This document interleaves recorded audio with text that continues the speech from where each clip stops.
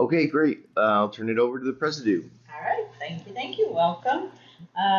So Elena won't be here today. She's out of town for the weekend, and Luke is going on a birthday trip today with Haley.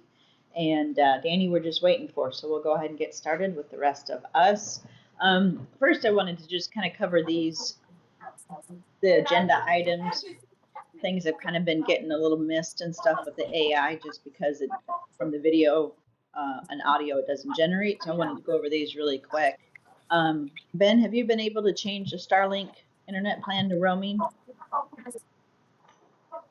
Um, I was about changing, and I noticed that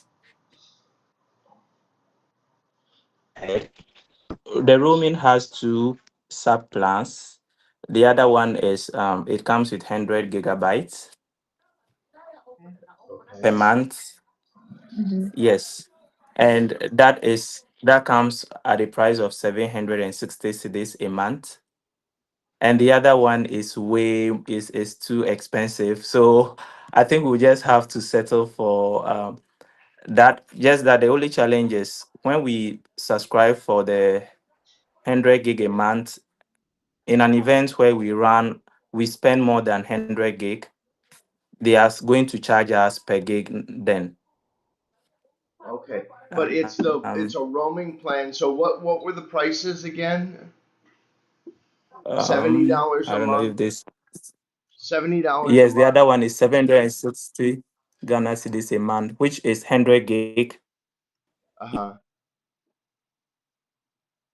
You get 100 gig, and the other one is 7,000 a month, So, which is way too much yeah, uh, that's like for that. So those yeah. are the list I am currently on. Okay, so yeah, I would go ahead and proceed with the lesser one and switch that plan over so we're ready. Uh, I don't think the now does that dish get used for anything other than our giving events or no? no, Okay, so that should be enough. just just that. 100 gigs should be plenty then if y- if we only use that dish for our events. Yes, though I did some analysis and I noticed that from the last event we used 68 gigabytes. I'm sorry, how much? 68, Oh, 68 60. gig. Okay. Wow. Yes, Yep, and the dish wasn't up the whole yes, time. And the dish So there's wasn't up that. the whole time? yes. Yes, so from the early hours of the event, it wasn't up, but since we set it up, it was active, it was online until we finished the event. hmm I think that with the new Mm. plan for the giving events, that where we have our own phones potentially, and those our own phones will be essentially not streaming other things. There will be no streaming. So I feel that we'll be able to control that only those devices are on the network as well. We'll have plenty of capacity at 100 gigabytes. Okay, yeah. Then I'll proceed to choose that plan. Okay, great. Yeah, please do. And then we'll, if we go over, we go over, but I don't expect it if we are able to procure our own phones because, like I said, there'll be no streaming because there'll be no streaming apps to watch videos or anything like that. I'm sure maybe when the volunteers were on lunch, they did, which is fine. I just mean that we'll be able to control that better if we have our own phones. All right, sure. Perfect, thank you. And then Kevin, you were able to update the Shield app for the height, switching that to empathy No, I doors. no, I actually haven't done any updates to the Shield app yet. I have been listing them in Discord as to what it is I need to do. I just want to run through those really quick if I can. Uh, the things that I need to do are the checkboxes for consult and follow up need to be automated based on the testing of being positive. So that's one thing that I need to do. The other thing I need to do is rework the historical vaccination section so that the hepatitis B sorts lower in the list or something. I don't know exactly how to rework that yet. I haven't worked with the Presidio on that, but we don't. It's meant to help reduce the historical registration of vaccines versus today's the day of the event vaccines. Then I need to change the. I'm going to add.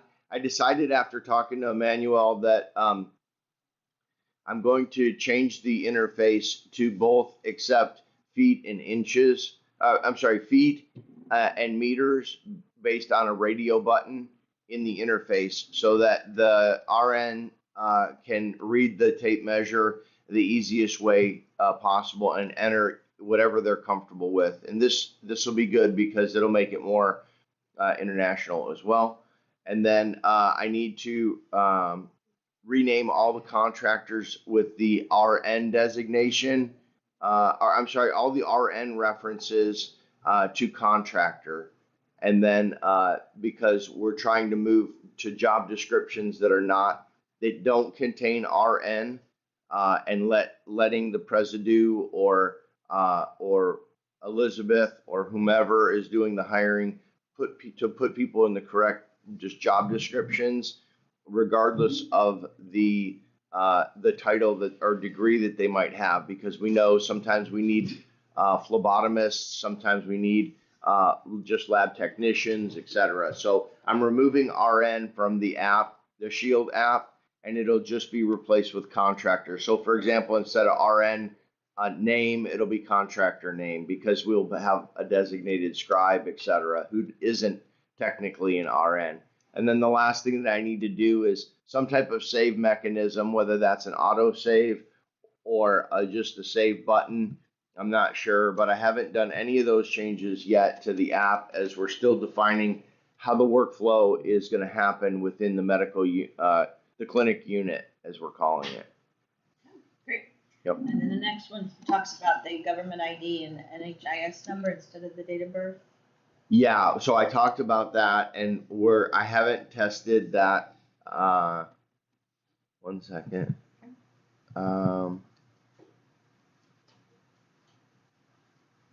Yeah, so I'm gonna make a note here to add that as well, to check that the NHIS number, is that what it is, Abbie? Yes. Yeah. Works as the ID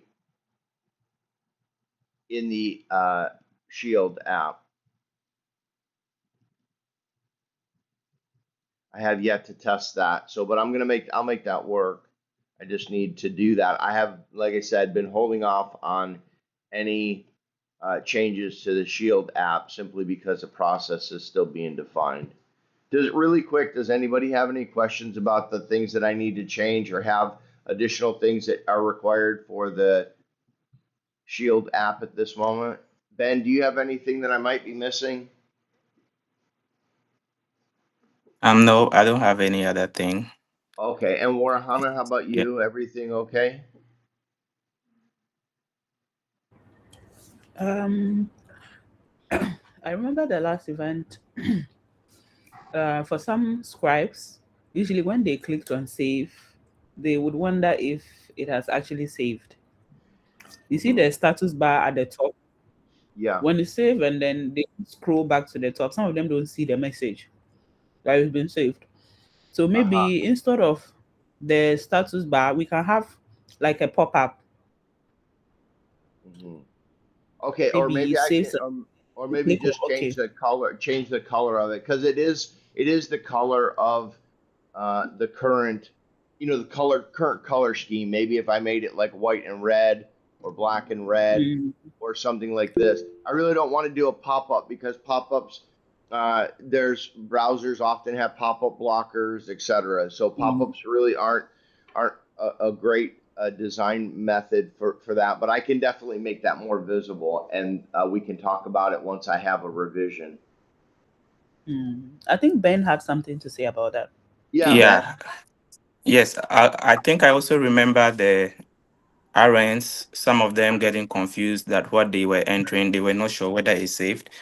And Okay. it's because from the app, Uh-huh. they would scroll down to the bottom towards the ending parts of the data. that is where the save button is. So when they click the save button, the status comes on the first page, that is on top of the app. So if you don't scroll to the beginning of the app, you are not able to see it. Like if you are still on the lower part where it says save and you click on save, you have to scroll up to see that the status bar pops up there or it appears there. But they click save still at the lower part and they are not sure whether it's saved or not. So I think that is the same thing where Hannah is trying to Yeah, bring. that makes sense, and I think that's a browser specific thing because there is code. I did work on it a bit that it auto scrolled back to the top, but Yeah. instead is what I'm going to do is I'm going to remove uh, that button from the bottom and just put the save at the top, and then they'll see the message every time.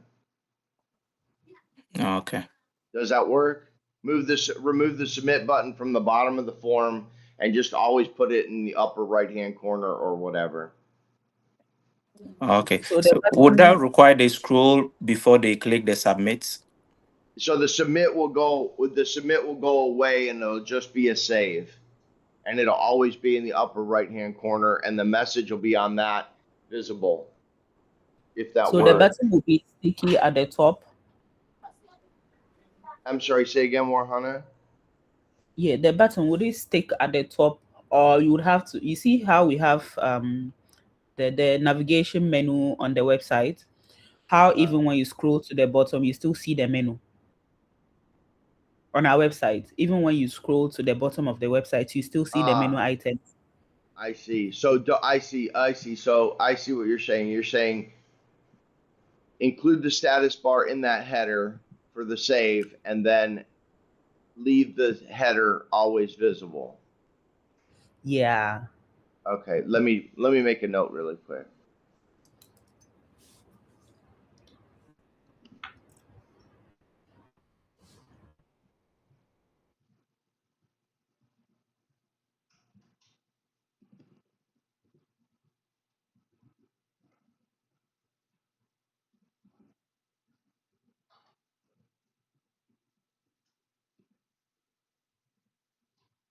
Okay, great. I'll take that action item to make those changes once we define everything.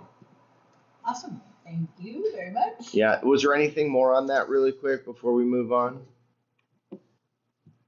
No, that's all from me. Okay. Ben and Salam, you guys are okay too? Yes, I'm okay. Yes, yes. Okay, perfect.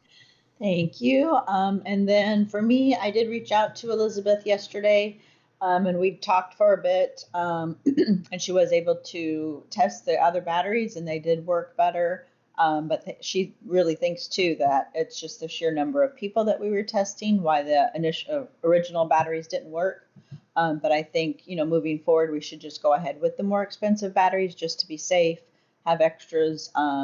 On site at the event and stuff too, just in case we run completely through the batteries. Does that sound okay, CFO? Yeah, I think honestly, I mean, I don't know if this is an option there or not, but in the US, we have rechargeable batteries for those units, and it might be a long-term better investment to buy a, a case or a 25, 50, whatever the number is. I don't know. Somebody have to figure that out, but hopefully the devices all take, the same size, AAA, AA, whatever it is, and maybe we could look at buying those rechargeable batteries, and then when we bring them back to the office we can charge them up and make sure not only our batteries are all full in the devices ready to go, but then also that our backups for switching out at the event are as well. They actually have small lithium batteries that are triple A and double A. Do you know what I'm referring to, Ben or Salam or Warhana? Yeah. Me personally, I use some of the rechargeable batteries on the camera, the speed lights. Yeah. Yes, but they are the AAA. They are a bit bigger than what we use on our devices. But I I'm sure see. we could have that size too Okay. available. I wonder though, because if they're going to run out mid, event, yes, we'll have new ones or other ones to put in, but will we have enough to recycle through all of the machines and stuff Well, like then, that. That's my only yeah, the wondering. nice thing is that with the devices, because they take batteries, Ben, you probably know this from your camera setup too, is that you can use rechargeable ones and start out with those. And then if you have to switch, you just put the good, higher quality ones in. So we don't have to go all in and buy 12,000 batteries. We can buy a set and see how they work, or maybe we can have Elizabeth test them because I really don't want to produce all that battery waste. It's really toxic for the environment. Yeah. Okay. What do you think on that, Ben? Or do you know what I mean? We can just switch them out. Yes, yes. I agree with that. And I also agree that we can always have a few of the other batteries as backup so that if we are running out of the rechargeable batteries completely, that can supplement until we have everything charged after the event. Yeah, and honestly, the nice thing about having power on site on the big battery is that we could potentially, depending on how the lithium batteries charge, we could charge off of the big battery to the little batteries on site. Yeah, yeah. Okay, so you'll take an action item to work with Elizabeth on that, or I think somebody else there on the ground needs to, because they'll know where to source the batteries and, okay, and well, everything I and just mean you stuff. should So, take an action item. sure. Somebody. Out of Ben or Okay. Salam, who could help Elizabeth or purchase the rechargeable ones and work with her on that? Okay, I'll check. I can check where I bought my rechargeable ones from to see if they have the size we use on our devices. Okay. Then I Okay. can communicate that. Yes. Okay, Perfect. great. Ben, Thank you. do you know when I say double A and triple A, do you know what I mean? Yes. So my what we have on our Yeah. yes. So this is what we use. Yeah. This is a triple A, yeah? Okay, let me see. Yeah, this triple A. Okay. But what I use on my speed light is different. Yeah, it's As this the size. yeah, the double A. Okay. Yeah, this should be this double A. So, but Yeah. we'll be needing the triple A then. Okay, so do all of our devices hopefully take the triple or you don't know? I think all takes the triple A. Ah, that's great. Apart Yeah. from one of the BP monitors we bought, I think one or two they use the double A. So Ah, shoot. you will have to Okay. yes, yes. That's okay. That's okay. But I think too that if you you'll find that if you buy lithium batteries for the triple A devices, that they'll last even longer than what Elizabeth tested with the quality batteries. So if we were to Mm, buy lithium batteries, they may actually go significantly longer than what the higher quality batteries do. okay. I'll check for the triple A rechargeable batteries then. Yeah, and then don't buy the double A's, Ben. I mean, it probably is more beneficial to replace the blood pressure cuff than to change from being the same exact battery. You know what I mean? Okay. We'll play it by ear, Yeah. but we'll just try one and try triple A. And if we can get some of those for her to test, then we can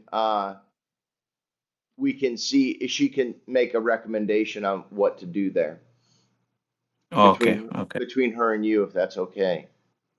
All right. Sure. Great. Great. Thanks, Ben. Okay. Salam, have you been able to check into the pediatric blood pressure cuffs?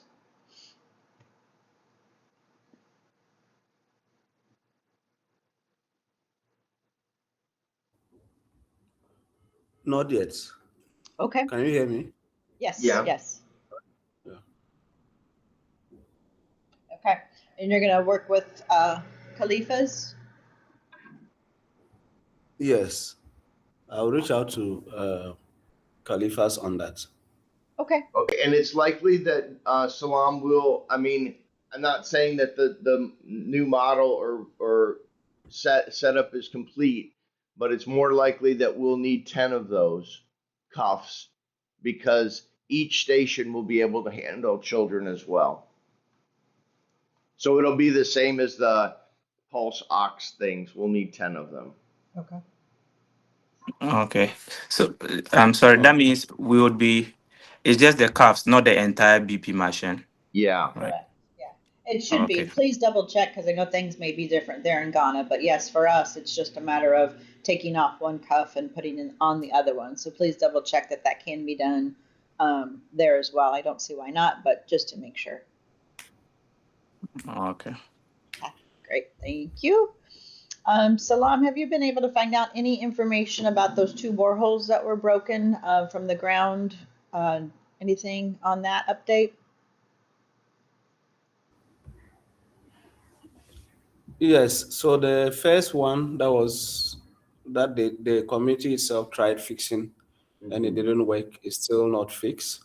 The second one where the old man sold that bushing, Yeah. Mm-hmm. uh, I had a call from the guy who lives close to where the borehole is Hmm. that the man has refunded him the money, but he doesn't know where to get the item and buy.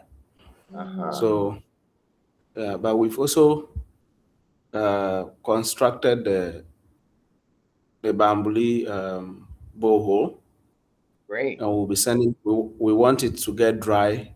Once it's confirmed dried, we'll send the engineer. So I'm hoping that when we send the engineer to go and fix it, like install the pump, Uh-huh. then he can check on those two boreholes to confirm what is actually wrong and Okay. what will be needed to fix them. Okay. And Excellent. Salam, when we had talked earlier, I mean, maybe years ago or whatever, we had talked about somehow doing a collection as people use the pump for repairs, or that the assemblymen would be able to gather enough money to keep the pumps repaired and properly operating. So is it, I know that maybe that didn't happen in the case of these two broken boreholes because they probably would have been fixed. But how do we keep this from happening going forward?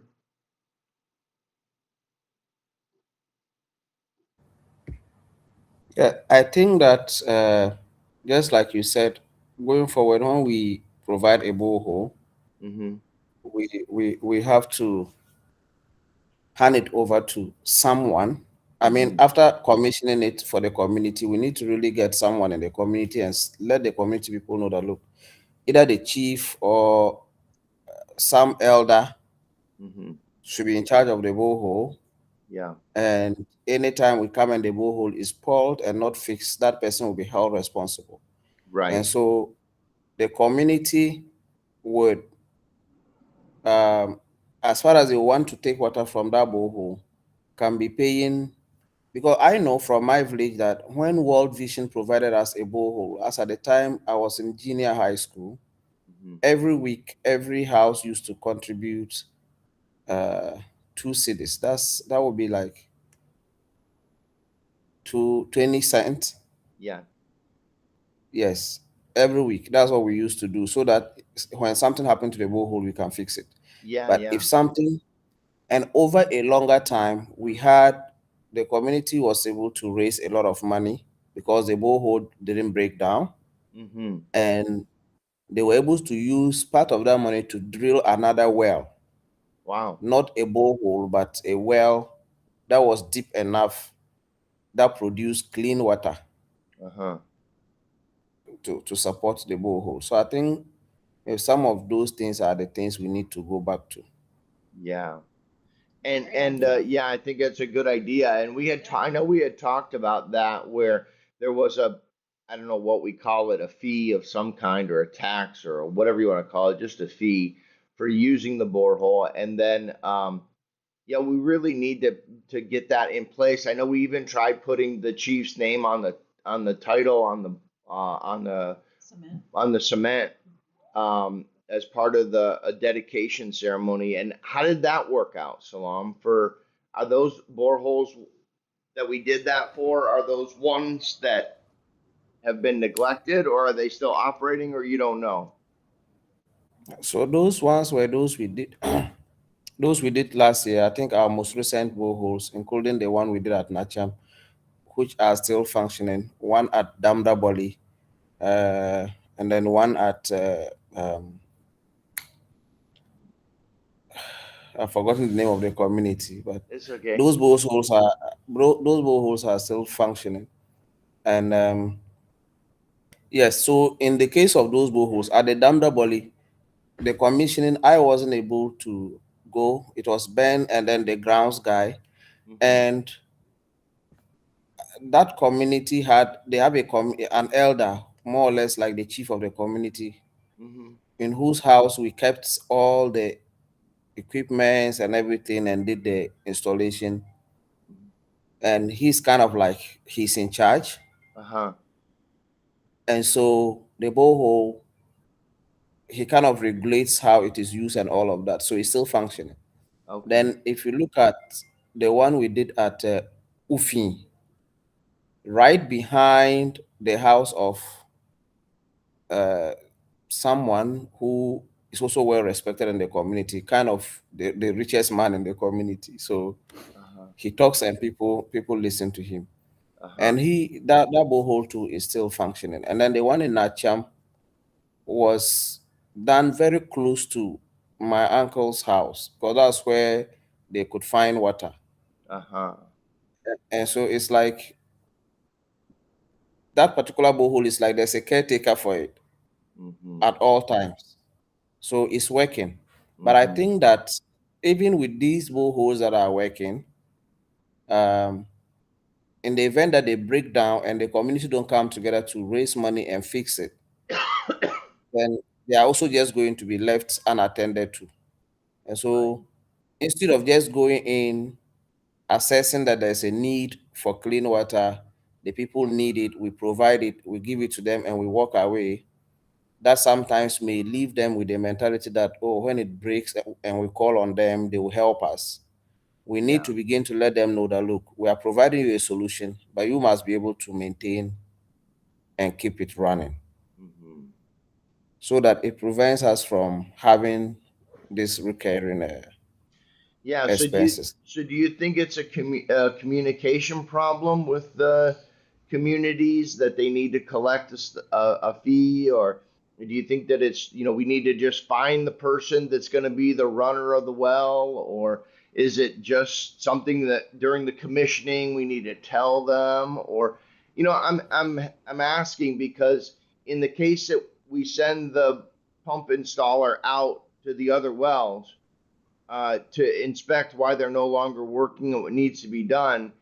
I'm thinking of saying, if it's if it's under 200 US, just do it, and then that will save him transportation. But I don't want to be like the crutch that keeps lifting the community up every time the pump breaks. Yeah, so I think that is something we need to let the community know during the commissioning of every borehole we do going forward. Mm-hmm. That one of the we are not taking money from you to provide you the borehole, but one of our conditions is that these hand pumps that we are providing have replaceable parts, available parts. Mm-hmm. That's one good thing about the hand pump we are using. Yeah. And they do not need they do not need a super technician to fix them Right. because of how easily replaceable the parts are. Mm-hmm. And so we can give out a number from our office, that maybe my number or it could be Ben or anything. When you must make sure as a community the borehole runs. If it breaks down and you have difficulty reaching an engineer to come and fix it for you, you can call us and we can send an engineer to come and do it. But it should be at your cost Yeah. because the most of them breaks down because of the pressure they mount on them, Mm-hmm. the number of people using Users. the borehole to go and all of that. Yes. So if it is solving a problem, then you have to take responsibility to keep it running. Yeah. Yeah, I think Yeah. that's good that you have if you can give out your number or whatever and be able to send the engineer and then let them know that the engineer will charge a fee that they should start collecting it. Yeah. And I And think that if we communicate this to them, they will do it uh-huh. because most of these communities, they contribute to fix their boreholes when they Hmm. break down, except in some rare cases where maybe they feel like we need to call on these guys to come and help us fix it again Hmm. and all of Yeah. that. Yeah. Yeah, that's good. I think the problem maybe that we identified then is that we don't they don't have the means to find the engineer or find the person to fix it or get the parts. Yeah, that's also a problem. Hmm. So Yeah. not so much that they can't raise the funds to fix it. It's more that they don't know who to call to fix it, and then they rely on the old man who sells the parts. Yeah. Right?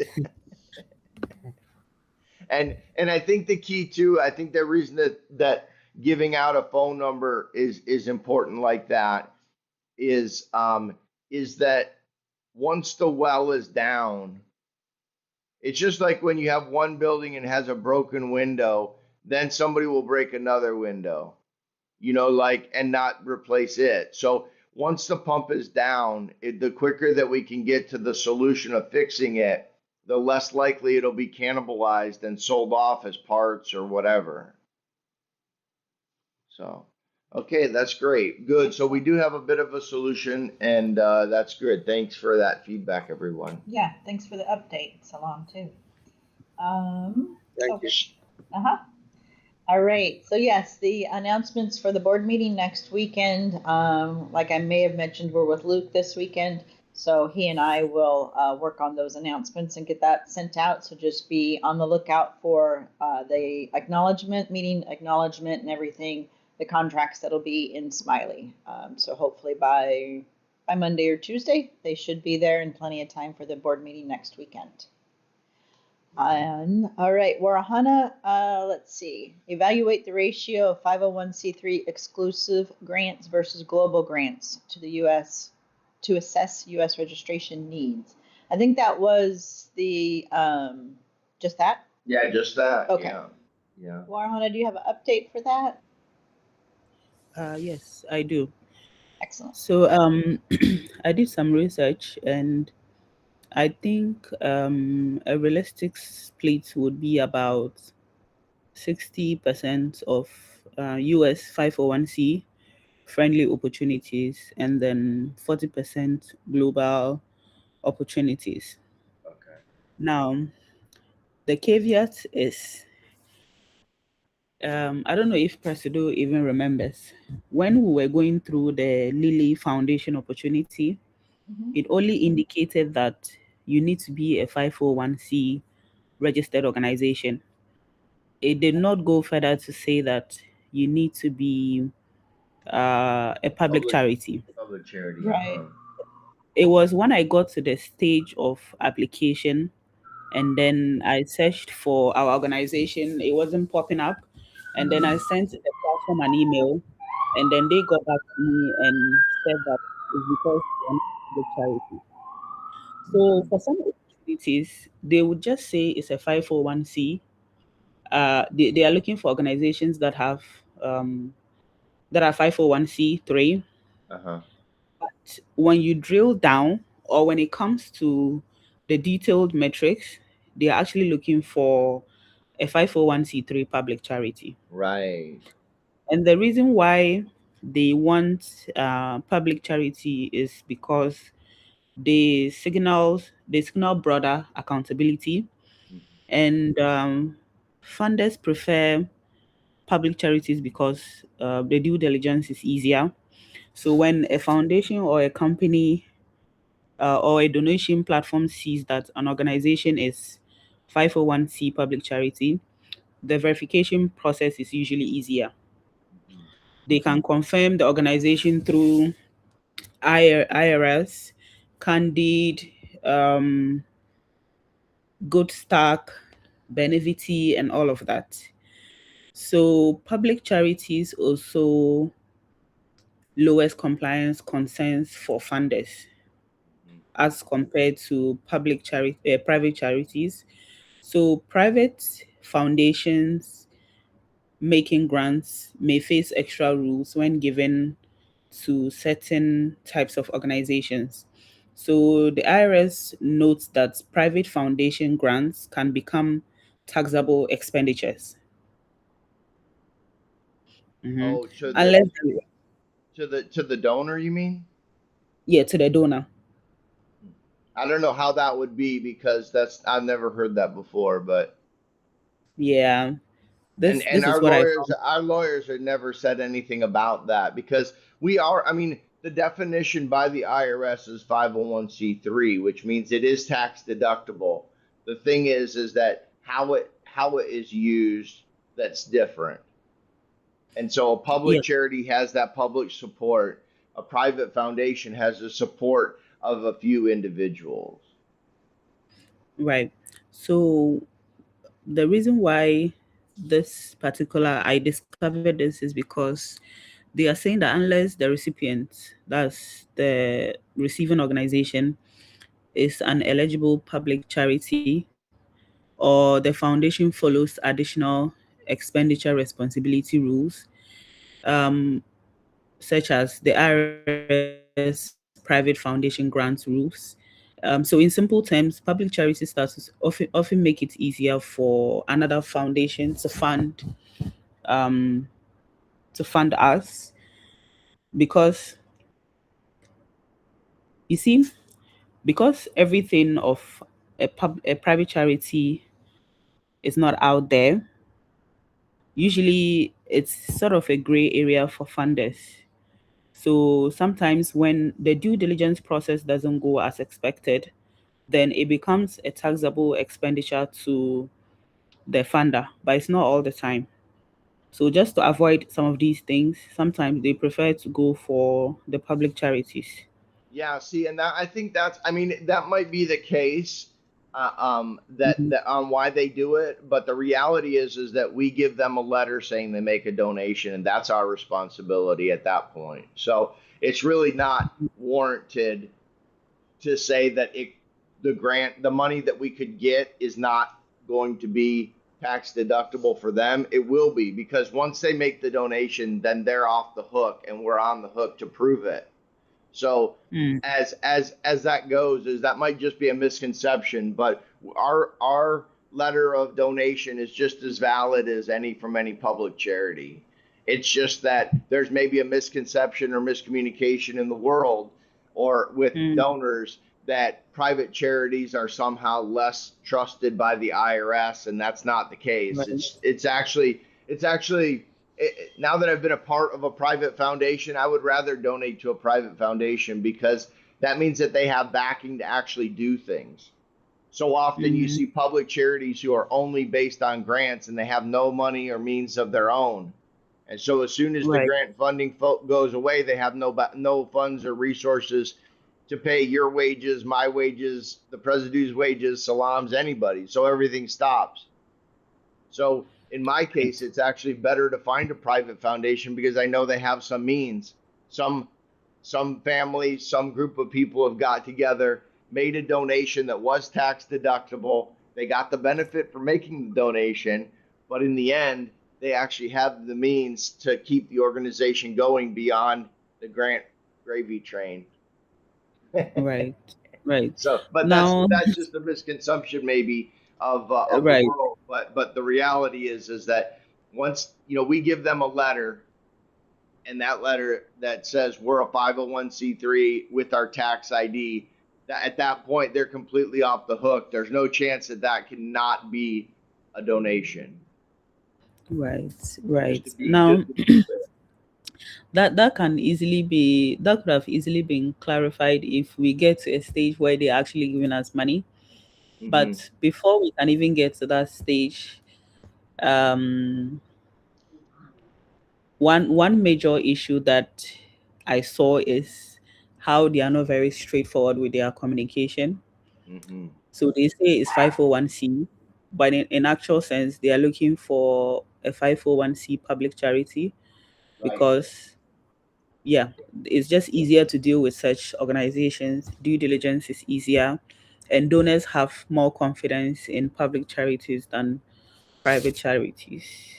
And even some of the grant opportunities that I look at out there. So for example, the school foundation, which gives big, so most of all the grants, let me say 95% of grants that come from US or US based organizations, the government require that you need to be a 501c. Some would outrightly say you need to be a public charity. Some don't, but then that's what they actually want. So when you look at an opportunity such as the school foundation, uh, on the opportunity page, they just say that you need to be a 501c registered organization. But then when you go deeper into their FAQs and even their previous awardees, the previous organizations that they've awarded, when I went to your course and I looked them up, they were all public charities. I didn't find even one private charity there, even though they did not say they only fund public charities. Right, And right. just So looking at how their awardees is, it just tells me that they actually fund only public charities, even though they haven't put it out there. right. And here's the thing. Here's the confusion is that the confusion relies in a couple of things. One, an organization that is a 501c3 as we are, we every donation that's made to us is tax deductible in the United States of America based on IRS rules and regulations. Mm. Under that under that 501c3 regulation, that's literally a regulation number. Under that Yeah. regulation number, there are three types of organizations: public charity, which we've talked Mhm. about. Then there are two that are considered private foundations. However, Mm. one is simply called a private foundation, which they will not give to because that's what they are. Okay. But what we are is a private operating foundation. That means Right. we actually do things. Mm-hmm. We don't just write checks to other organizations, right? And so because of that, and I don't mean that in a bad way, but the Skull Foundation or the Lilly Foundation, those are all private foundations. They're not operating foundations, meaning they don't actually go and do things like put boreholes in. They write Right. checks to people who put boreholes in. So that's why they're not. That's why there's that miscommunication Mm. that private foundations don't do anything. They don't. Okay. Private Okay. operating foundations do. And we are a private operating foundation. So we do things Mm-hmm.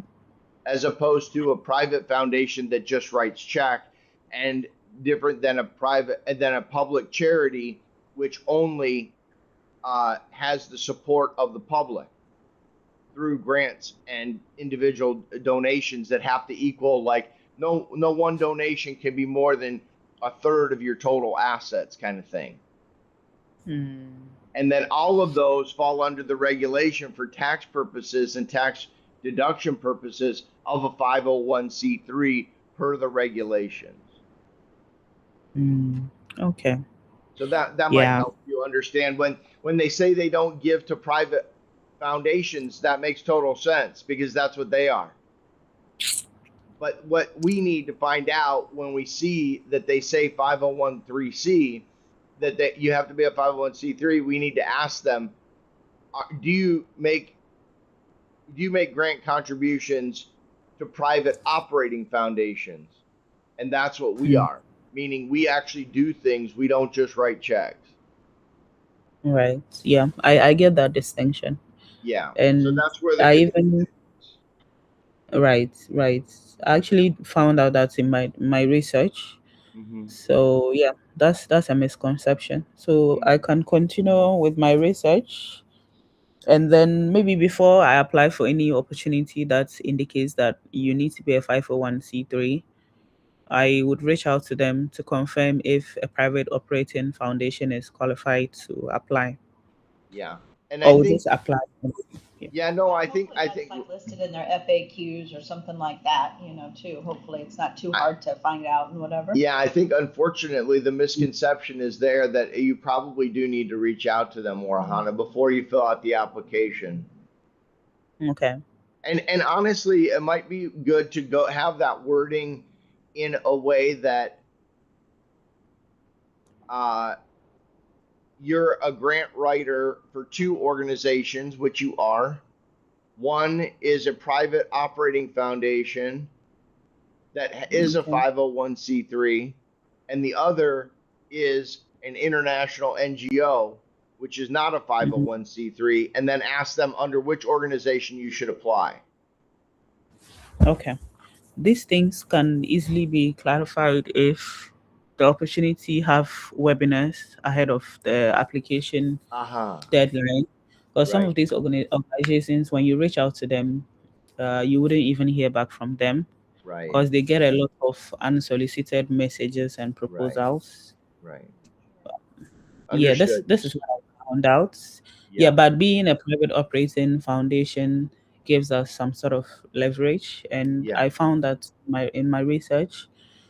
Um, Nonetheless, there are other opportunities. The global opportunities are there, and even some of the opportunities that say 501c, they're actually just looking for a 501c3 registration. They don't really care much about the status of your organization with IRS. yeah. Um, yeah, Okay, so that's it.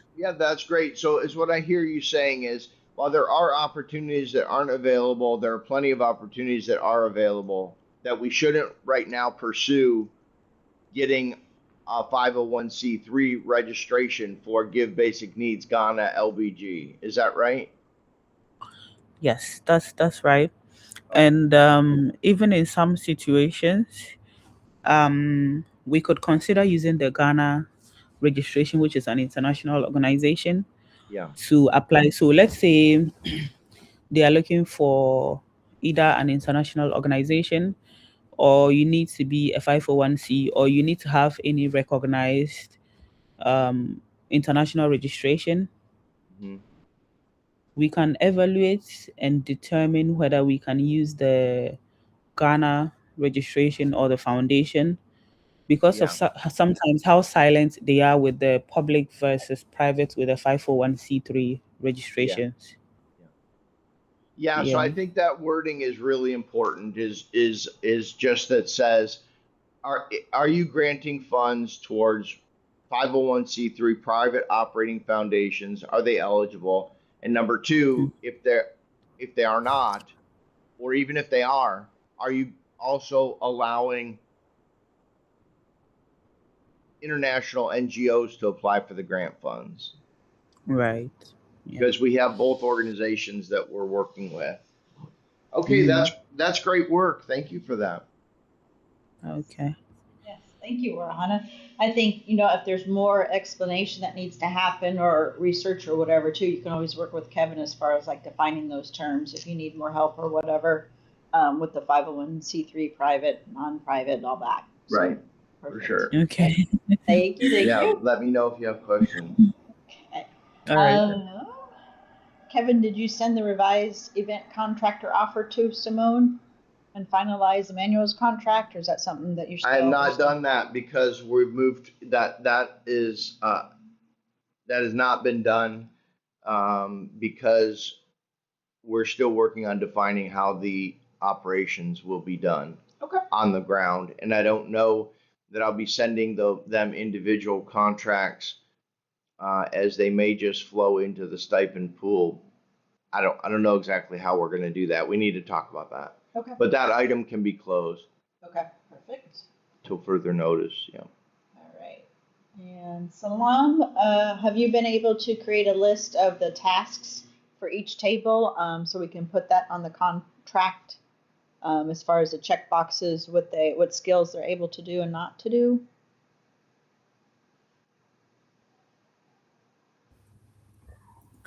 Yes, I have. So I think I'll just send it over to Kevin, but Yeah.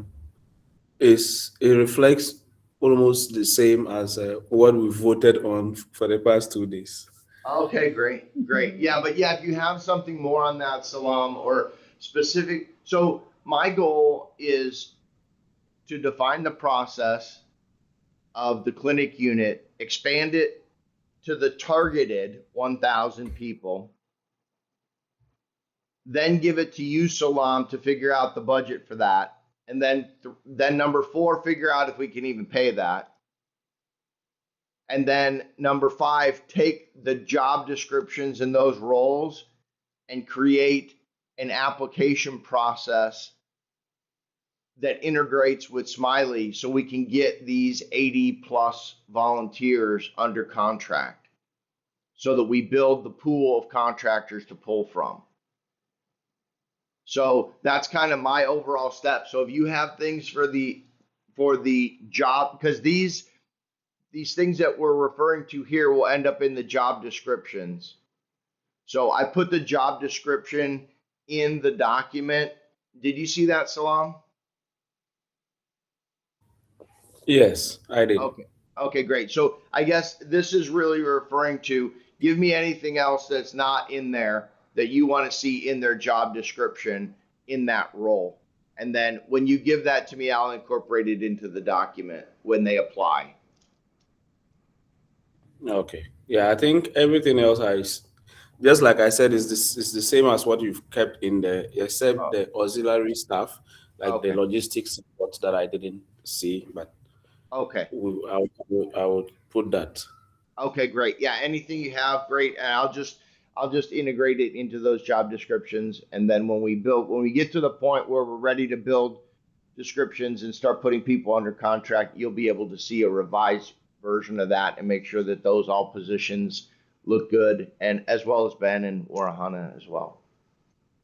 Okay. One thing that I had here, and this is related to that, is the whole Elizabeth, Emmanuel, Simone, other leaders on the ground. They'll be paid a stipend. I don't know this, but will they be paid a stipend higher than what another event contractor gets, or do they just have a special role and job title on the ground, and the compensation will be the same or different? I don't know. Can someone answer that for me? Because that'll define how the contract gets built in Smiley and how I need to separate these two job application processes. Where Elizabeth gets paid a stipend of 200 CDs more, or Simone does, or are they just going to get the stipend and have the role of lead on the ground? That's what I need answered. Me personally, I think they should get a little bit more because they're going to be putting in work before the event day. And so just like Elizabeth is working on things now, and I'm sure, Emmanuel's helping Ben and whatnot. So that's my vote, but I'm open to hearing everybody else's opinion too. Salam, do you have something for that? Yes, I think just like the president said. So I want to go I from one person to the other.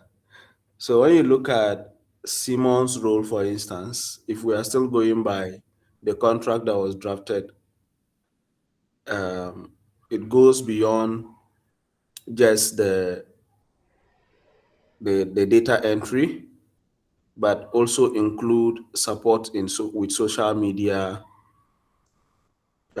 training, support with videographing and video editing and all of that.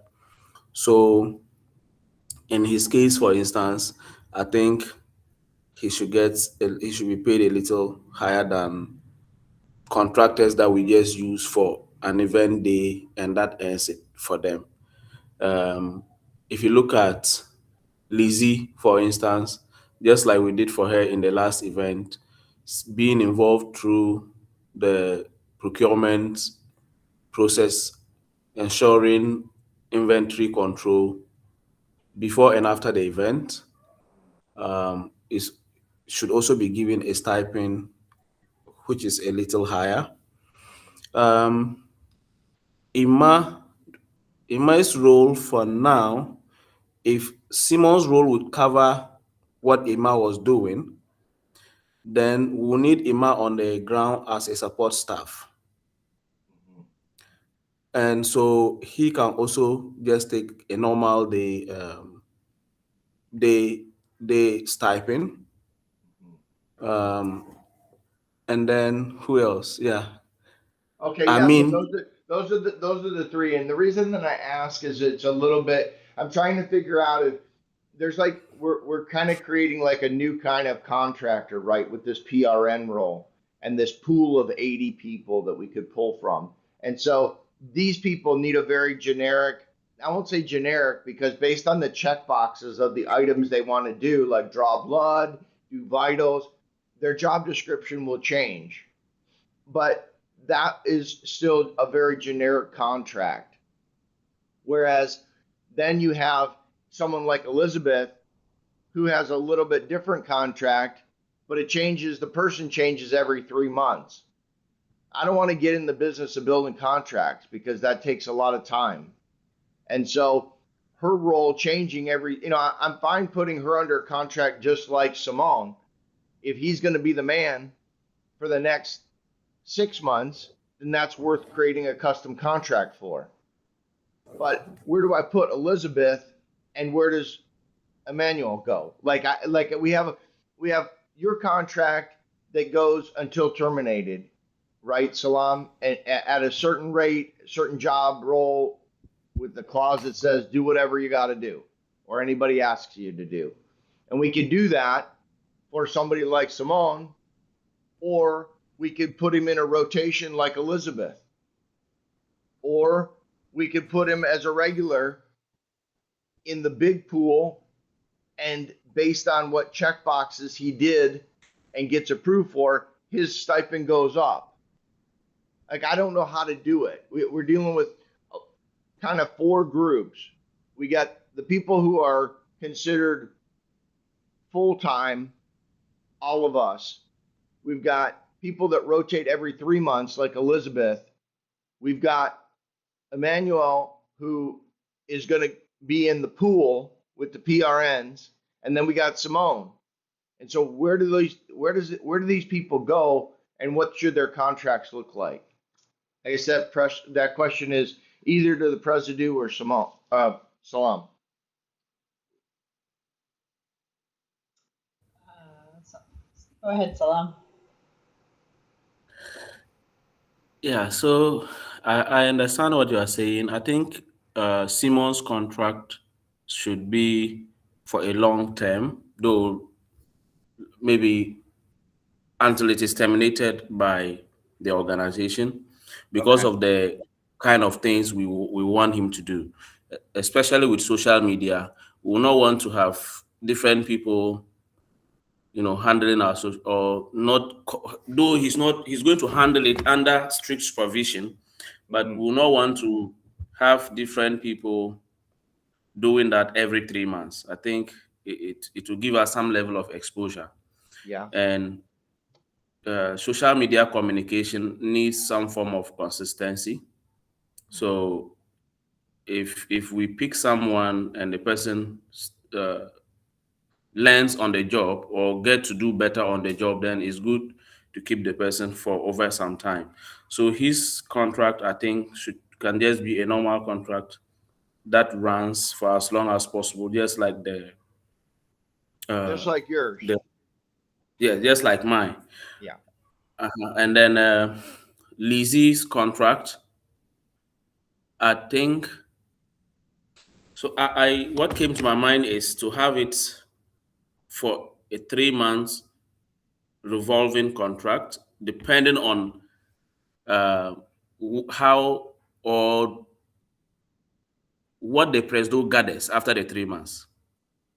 Because Presdo is also a health professional, and being in touch with Lizzie would, get to pick some relevant skills or some get to know how Lizzie actually works and executes, and then just opposing that to having a new person after the third month, maybe when she's getting much better in coordinating and delivering, helping us deliver um, very good programs or events, the president might feel like, okay, let's roll over her contract. So maybe we should have a caveat like that. And in the event that we decide to do that, that would uh, mean that we don't have to build a new contract over and over again. Right, but Because now, just hear me out. Is that's no different than your contract, Salam. yeah, because now the reason why I'm now saying this is that the idea, when I thought that we should have her go 3 months so that after the third month somebody else also come, was because she was earning $100 where the others were earning about 200, about 27, $25. Mhm. So the financial benefits could circulate within them. But here's the case now, we are talking about having about 80 people. That's a lot of volunteers. Mhm. And if it was to go round, I'm wondering in how many years it will come back to Lizzie. And then the opportunity also came to upgrade or increase their allowances. So we can build institutional knowledge because now we're affording everyone an opportunity to earn a higher allowance instead of having it being a rotational role. So that's my thinking. Okay, so I hear you saying uh, I have not met Liz Elizabeth. I don't know anything about her qualifications other than I know she lacks one of the languages, and that's a concern for me because on the ground it doesn't matter. If someone walks up and speaks uh, Kakomba, then she's got to find an interpreter. And so that's my only reservation with putting her on a regular long term contract. And that's why I was thinking that it was more of a 3 month stint, and then we would end up with someone who knows all three languages. So that's my only Okay. concern. That's my only concern is that with her, I have no other knowledge than that, and that's my only comment about putting her on that 3 month rotation. But what I'm saying is that I need to decouple the dollar amounts are one thing and the contracts are another. And I hear you saying that Salam, you want to put Simone on a contract that looks just like yours. And I haven't heard from the president yet about what she wants to do with Elizabeth's contract. If she wants to put that on a similar contract, no contract, just pay her an extra $100, whatever. I mean, because remember, the compensation the number is different. So Yeah. you can be under the PRN contract and be slipped another $50 for your work, right? That doesn't need to be in a contract. Okay. So you see what I'm saying? Like I don't want to. I'm feeling like I'm getting bogged down with contract, and I'm gonna be the contract guy, and I don't want that job. So so is what I'm saying is like people who are in the PRN role, we can make the agreement that they are PRN, and when they work, we call on them first, and we give them an extra 50 US. I don't know what the rules are. I don't. I'm just saying we need to decouple the compensation for the PRN group, the on-demand group, from the contract. And so Simone, I think we have figured out. We don't know the number that we're paying him because we haven't looked at the budget. I don't know how much I can pay him, if anything. But we got to get this structure down, just like we got to get the structure down for the events, so we can figure out what we can pay and who we can pay. So at this point, I turn it over to the president and say, "What do you want to do with the contract and the people?" Yeah, Because no, I'm not going to be the contract guy. I think, to have Elizabeth on a 3 month rotation, I think that's good. I think that's good because it gives other individuals a chance as well. Then she gets in that lead and she learns, it's a option for her to grow professionally too, to be in this lead position because I'm not sure what her position is at her current work. But then that helps her, with this experience and stuff. But I would like to see other medical professionals, RNs, rotated through this, whether it's going to be all 80, we don't know. It may just kind of depend on, the individuals, the nurses at the events, who's working, as a team, who's providing a good work environment, supportive, knows their task, is flexible. If we ask them like, hey, go move over here, can you help us with that?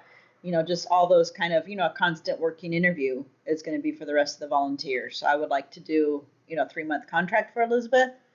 Okay, so instead of saying that, let's just put her in the PRN group. Okay. And Salam is going to put a line just like he did for on the ground lead coordinator, and he's going to put a number next to it, and we're going to know that's for the lead coordinator, which is her role for the next 2 months. Perfect. Yeah. Then we don't have to deal with a special contract or anything. We can just say she's under contract as a PRN, and when she rolls out of her lead position, if she ever does, she can just roll right into being a vitals nurse or whatever it is she chooses to do. Yeah, and it may come at the end of the 3 months, 2 more events, and okay, let's have her do another one, or something like that too, or let's switch to somebody because somebody else is outstanding or kind of shining bright. Right. So I think that's totally fine to do a PRN and then just add a line item for her. Right. So I'll try to take her job description, put it in a lead role, and add it as a checkbox. Do you want to be in the lead role? If you do, then these are your job descriptions. If it gets approved, then you'll end up in the lead pool. Okay. Okay. Does that make so? That's how we're going to handle the contract, Lizzie. Does that all make sense, Salam? Okay, great. And then Ben, you're good with that. Warihana, you good with that? Okay, great. And so that takes care of that. Now we know how we're gonna handle Simone. We know how we're gonna handle Elizabeth. We just have Emmanuel, and I think we just said he's gonna go into the PRN group. And if there's an extra stipend for someone helping out, I guess my question is, why don't we just put Simone in the PRN group and pay him the same way that we pay Elizabeth? He gets the stipend for leading. And then if he can't lead 1 week, we just give it to somebody else. We don't have to build another contract. Does that make sense to anyone? It does to me. What do you think, Salam?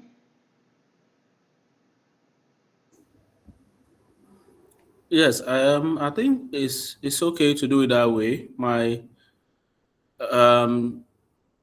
The only aspect is because of the nature of his work, like I said earlier, the social media and all of that. But I don't know. I've never actually managed a social media accounts, so. But I am thinking that if I was to trust someone with my social media account to run it, it will still be under my supervision, all right. But I want to keep the person for some time. And what you are also saying doesn't mean that we are saying, okay, Simon, do this for the next 2 months or 3 months, like in the case of Lizzie. No. Yeah. So if the PRN contracts are open-ended contracts, and then we'll just always choose him. Yeah, he can sign that, just that he will be paid differently, like you said, like Lizzie will be paid differently. I will just need to indicate that in the budget that this is what he will be paid for, so and so and so. Yeah, exactly. And so basically the way that it would work, and correct me if I'm wrong unless I'm missing something, is for Emmanuel, Simone, and Elizabeth, they all get the PRN contract. When they check a box that says, do you want to be a leader? Emmanuel will check it. Simone will check it. Elizabeth will check it. Moses will check it. I don't even know who else. I just can remember Moses' name for some reason. Anyways, so whatever the case is they'll all check the box that they want to be leaders. That means in their contract, it'll have their role as a leader. It will be up to the team on the ground to choose who does what. If Simone can't do something and he deserves the leader, he doesn't deserve the leadership stipend at event number 7, and Emmanuel steps up because he's checked the leadership box and Ben's comfortable. He knows there's not any social media stuff, but he's still going to do more than what a normal person would. Then Emmanuel's going to get the stipend. And so, but at the same time, we keep picking Simone as long as Simone's available, as long as Simone works for the organization. So again, it's trying to decouple the money from the contract a little bit and know that there's a leadership amount that given per event, and then there's a contract that says if you are approved during the interview process and this checkbox is checked, whether it's for vitals or drawing blood or technical support or social media lead or whatever the title we're going to use, whatever the checkbox is going to read, then there'll be another box in your contract that says what that actually means. That way we can get these 80 plus contracts established, have a variety of leaders and non-leaders, a variety of medical and non-medical, and then Ben, Salam, you'll choose, I guess Ben, you'll choose on the technical side, and Salam, you'll choose on the medical side, and you'll both have input from the president on making that decision. That's it. And you can do it as long as you want because the contracts are open-ended. So if we don't see a problem and the president doesn't see a problem, then we just keep doing what we're doing. Just keep picking. If you decide you want to change with the president's approval, and then we move to somebody else who has the leadership checkbox. Yeah, I think that's good. I saw several thumbs up from the Ghana team, so that's good. Yeah. So that's the way we'll proceed with the contracts. Thank you for that, because I don't want to create 80 contracts that are specific to each person, and that'll be a nightmare. Right. That'll be all I do. So, okay, so I think I'll take the action item to do that once we get those job descriptions from Salam as input, and then once I get the tool built that's automatically going to build the contracts. So just to run through this really quick, let's say that I am, let's just take Simone. Simone comes up to he's got to apply to be in the he's got to become an individual in the on-call queue, the PRN group. So he goes to a website, fills out his information, he checks the boxes that he's comfortable with. Maybe he checks event medical consultant because of his background. Maybe he checks technical lead, which he knows has certain responsibilities with social media, helping with the live stream, whatever. He checks the boxes that he wants. What happens is the tool will then generate the contract in Smiley and enter all of their contact information as an employee of contractor type, just like we are, in Smiley. He's not going to get a Smiley account, but he's going to have a contract in Smiley. He's going to be an employee of contractor type in Smiley, so he can properly be paid, etc. Then what will happen is once that contract is created, it'll be in draft form. Then it will take the president or whoever she delegates to do the one-on-one interviews with those people to see that they're qualified for all the check boxes they checked. So if Simone checked, he wants to do vitals, but isn't qualified, sorry, he doesn't get the vitals checkbox. The president who's interviewing him or Elizabeth who's interviewing him unchecks the vitals box and says you're cleared for these other things. At that point, she hits submit on the contract, and the contract becomes active for only those items which she's approved to be checked, which she's approved are checked off. At that point, Simone gets a copy of the contract. He knows he's in the RN pool, and he waits to be called for the next event to do the things that he's been approved for. How does that flow work for you, Salam? Yeah. Yeah, that's fine. That works well. Yeah. Okay. Excellent. Ben, Warihana, do you have any different feedback for that? Are you on agreement or anything to add with that? Warihana's good. Excellent.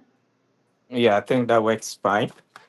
Okay. Yes, and having one contract for all will actually save us a lot of having to deal with different contracts on different individuals, Mm-hmm. especially when things change in the future. So we have the same contract, but just as CTA said, that is totally different from the stipends that are given. So Mm-hmm. depending on the work someone executes, maybe that depends on that would inform the stipends, but they all have the same contract signed. So I think that's fine. Okay. Yeah, and I Excellent. think like let's say we were going to give Simone 100 US. I'm just picking numbers around 100 US for doing the work that he's going to do with the live stream and the video and whatever else he's got to do, tech support at the event. Salam would know that all of the PRNs are getting 30 or 40 US. So he would subtract that from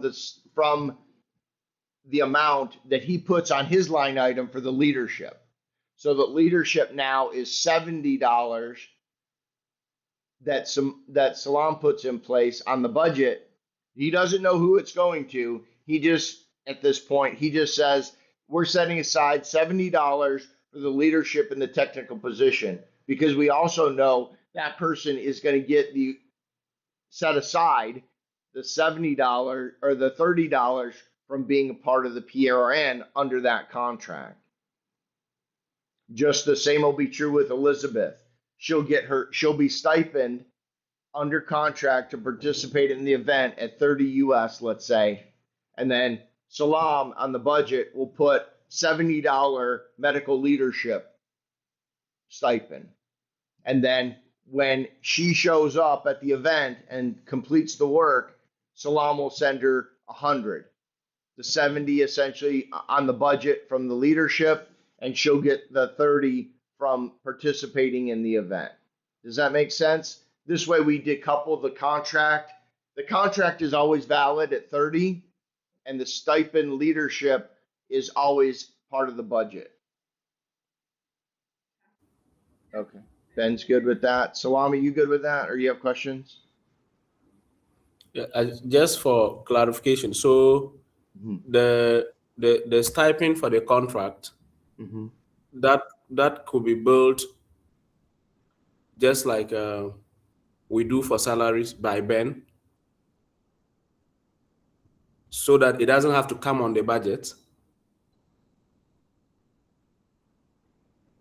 I'm sorry, on the budget, I haven't looked at a budget in a few days, but let's just say on the budget you have a line item for how many volunteers you need, right? Or you're going to take, and they all need Yeah. food and they all need transportation, etc.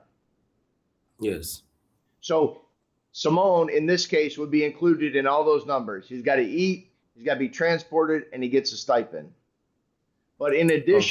in addition to what he's doing, he gets another line item off the budget, and that's the technical leadership budget, which is the $70. So 70 plus the 30 that everybody got who got on the bus means he got 100. Okay. That's well understood. Okay, good. Yeah. All right, we're gonna get moving along here. Sorry for that. That was a lot of what I needed to cover anyhow. Okay. For me, I will work with Elizabeth when the time comes to verify medical credentials and stuff for those individuals, for the volunteers and stuff. So at that time, I'll work with her. Yeah, and I would encourage you, President, to look at those job descriptions very closely and see if there's anything you want to add to those job descriptions before they become a part of the contract. Absolutely. Yeah. I can do that. Yeah, and work with Elizabeth as well, obviously.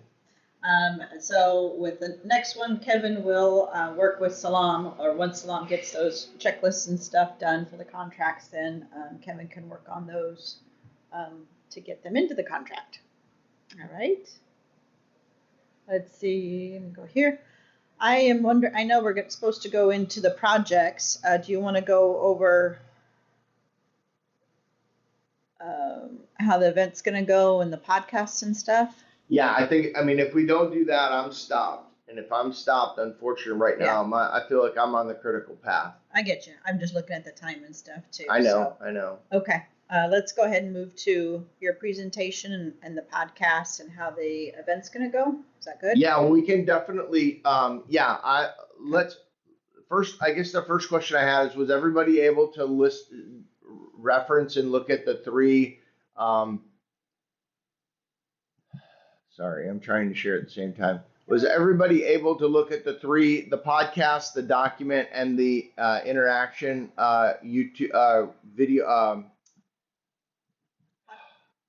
web page? Yes. Okay, great. So it looks like everybody was able to do that. Great. So I guess my question to everyone is, I guess we can just look at this flow really quick and see. Please interrupt me or make it a little bit bigger. Yeah, interrupt me. Is that better? Yes, thank you. Okay. So basically, the first person is the scribe. They are the gatekeeper. They check the first of all, the group I think decided on wristbands instead of cards. Can we confirm that and that those are available and that makes sense for you, Salam and Ben and Warihana on the ground? I know Ben said that I can't see available. the damn meeting again. That's okay. Salam's thumbs up. Okay. Ben's thumbs up. Okay, great. Yeah. Okay, then I'll stay on this page. Warihana's thumbs up. Okay, great. So we're going to do the wristband so that it can't be taken from the children, it can't be lost, and people will be grouped. So someone will need to, I guess, Salam, you'll work on the procurement of those and add those to the budget.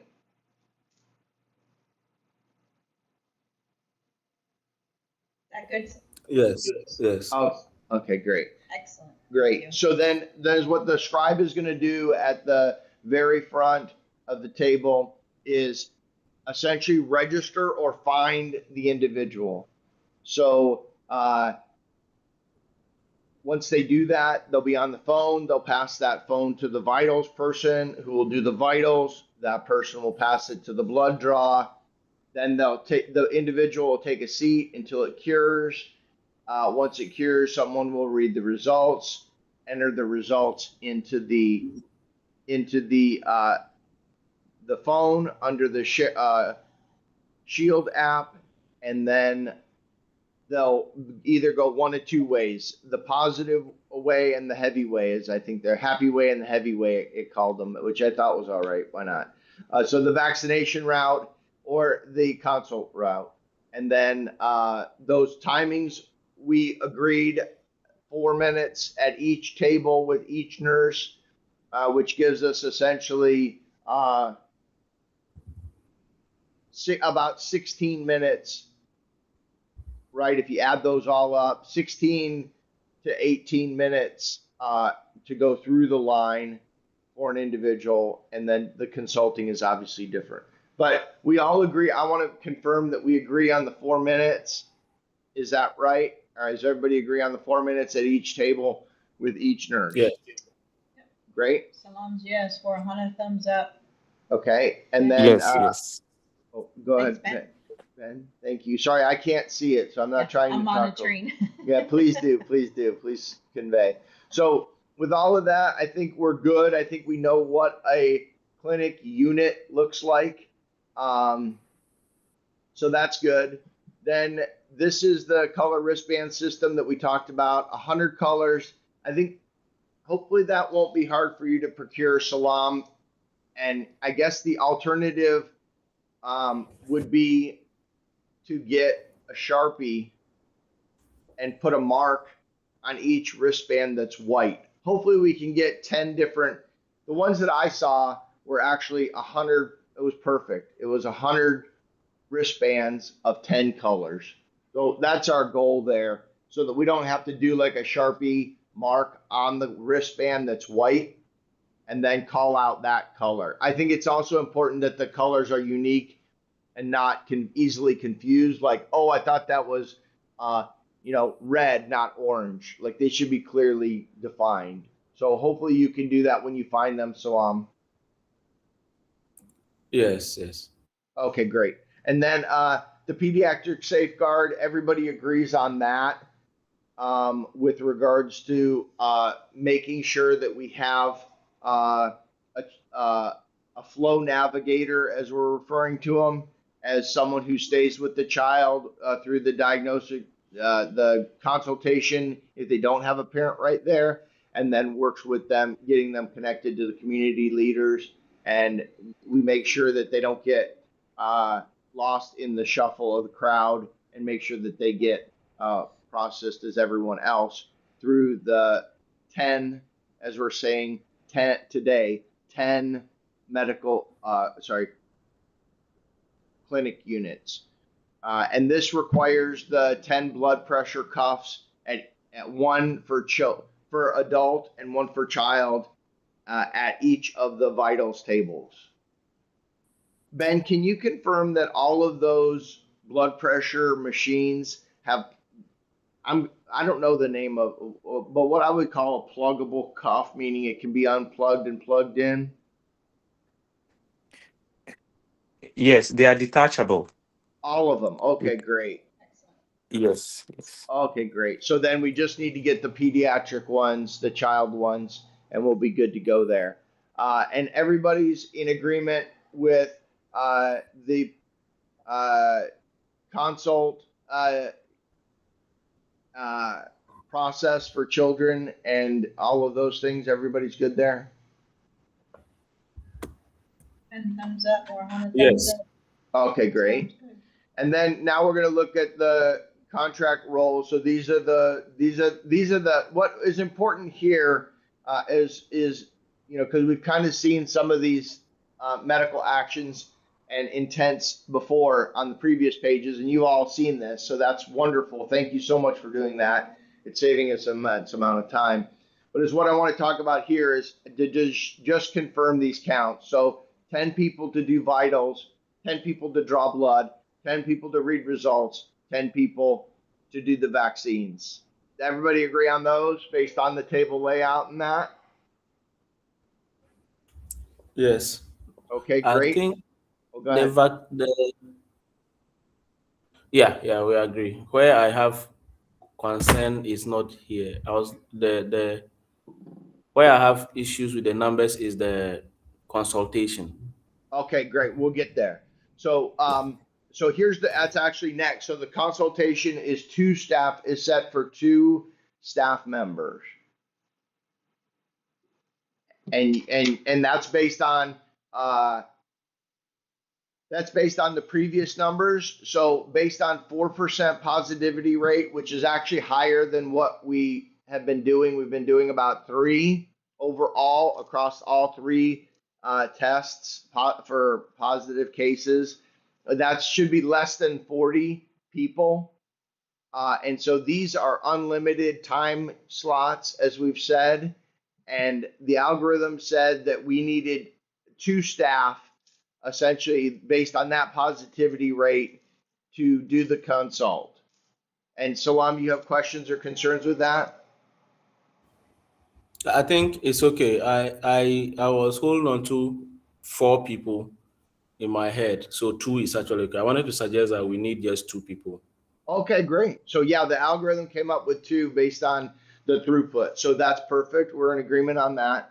And then let's talk about this float team, which I wish that that my voice wasn't going away right now, but for some reason it is. You So did an autumn yelling at the baseball. I did, yes.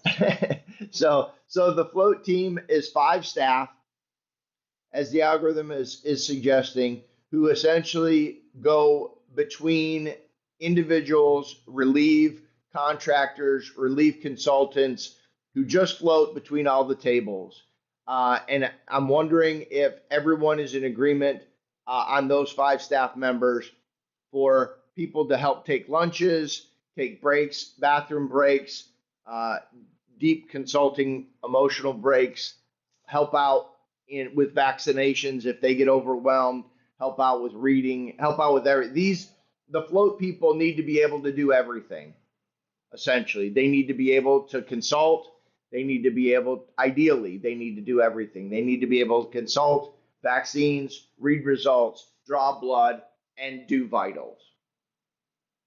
So does anyone have any questions about that number for the float team? Warihana's thumbs up, Salam's thumbs up, and Ben. Great. So then that basically takes care of all of our medical staff, which is 47 required. So that's good.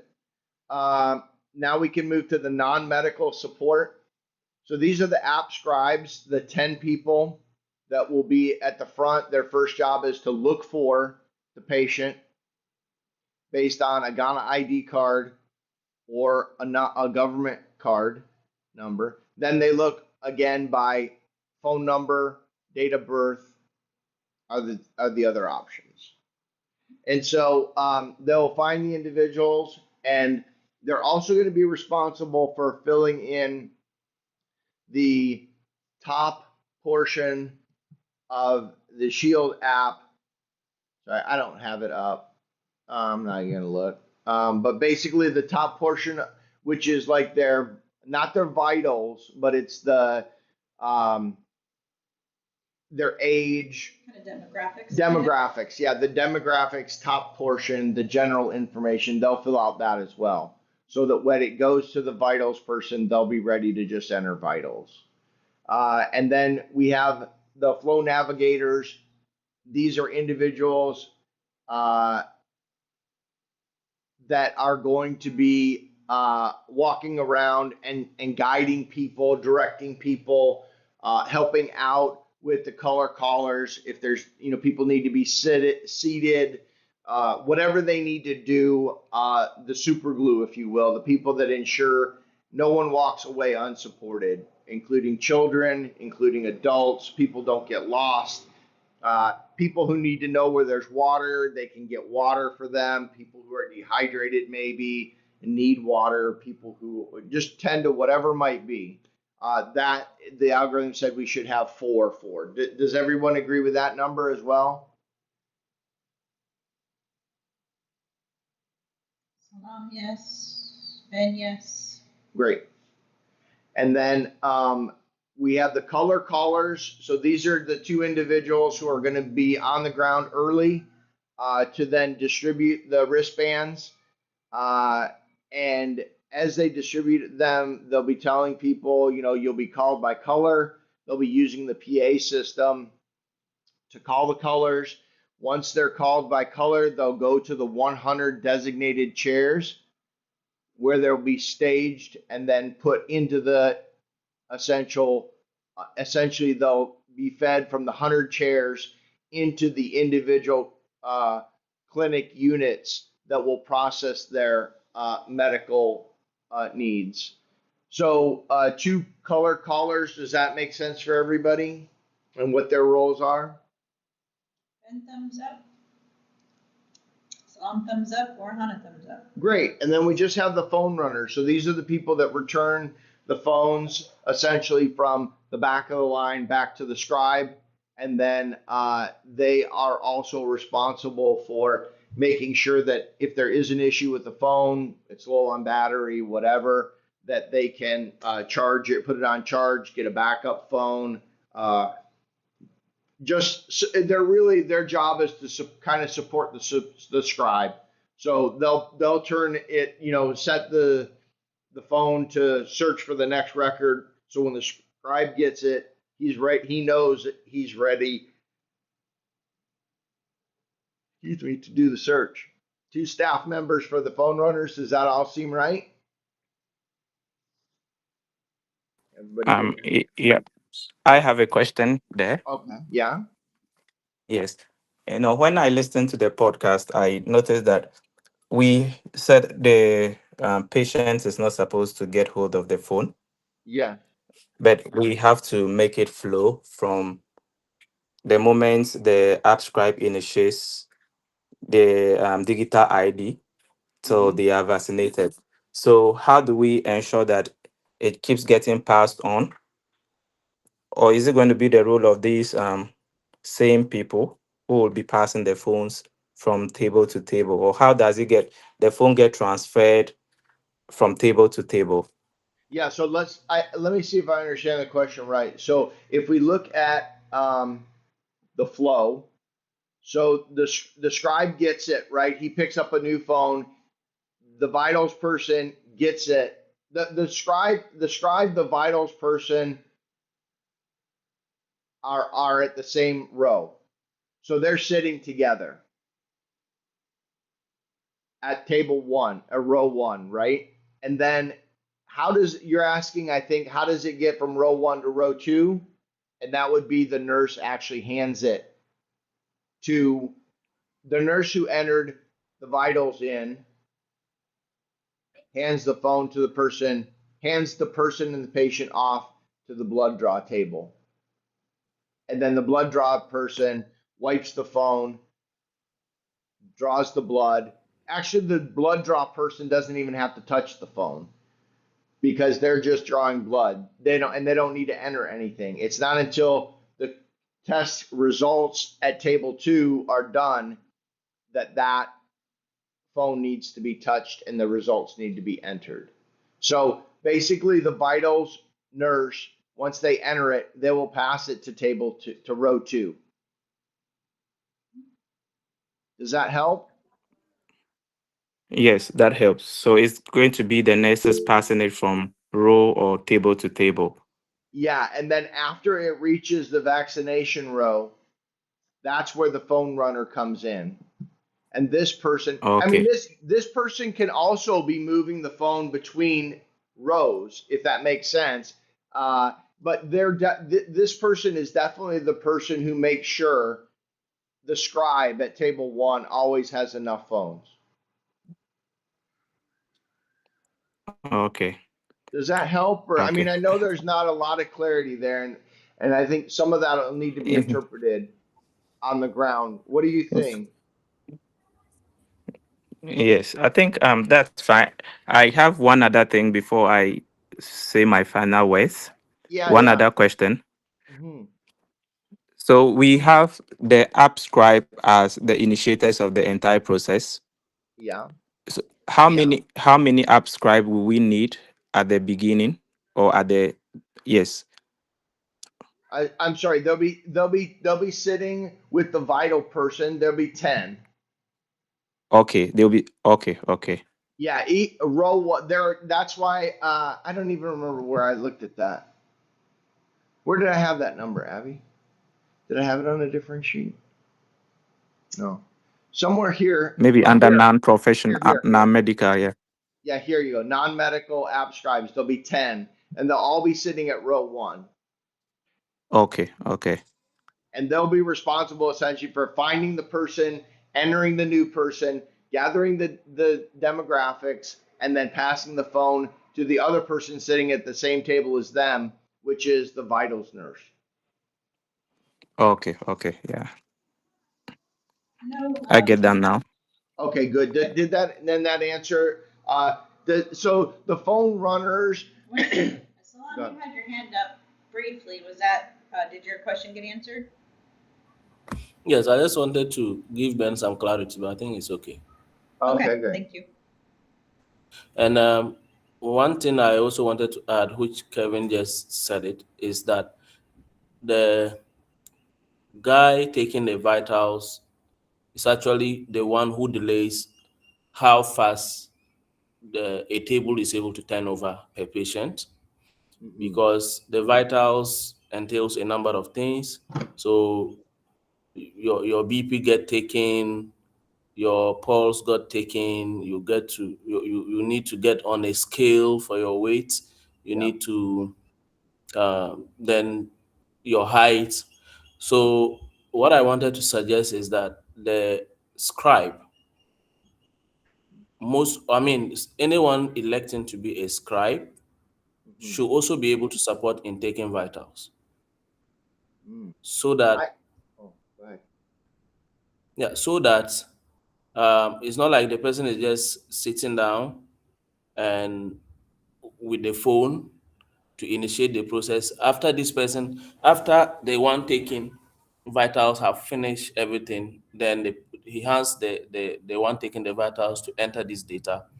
But he could actually be entering the data, like supporting the person taking the vitals. So if I'm the guy taking the vitals and I take BP, I could just mention the numbers to you and then you enter them. Sure. If I'm taking the weight of someone, I mention and you enter. So that it's not like I have to be done and now enter it. Like I take BP, I need to enter it before I take weight, it will delay the process. But if there's the scribe is just providing that support to the vitals guy by just entering the numbers as they come. And then when he's done, he hand over the phone to the one to do the testing. Because like you said, the guy drawing the blood doesn't really need to hold the phone. Unless maybe on the app, you need to indicate that blood was drawn or something. Yeah, no, you don't have to indicate that. But the problem with that, with the scribe entering the data for the vitals person, is what's supposed to happen is the scribe is supposed to be working on finding the next person,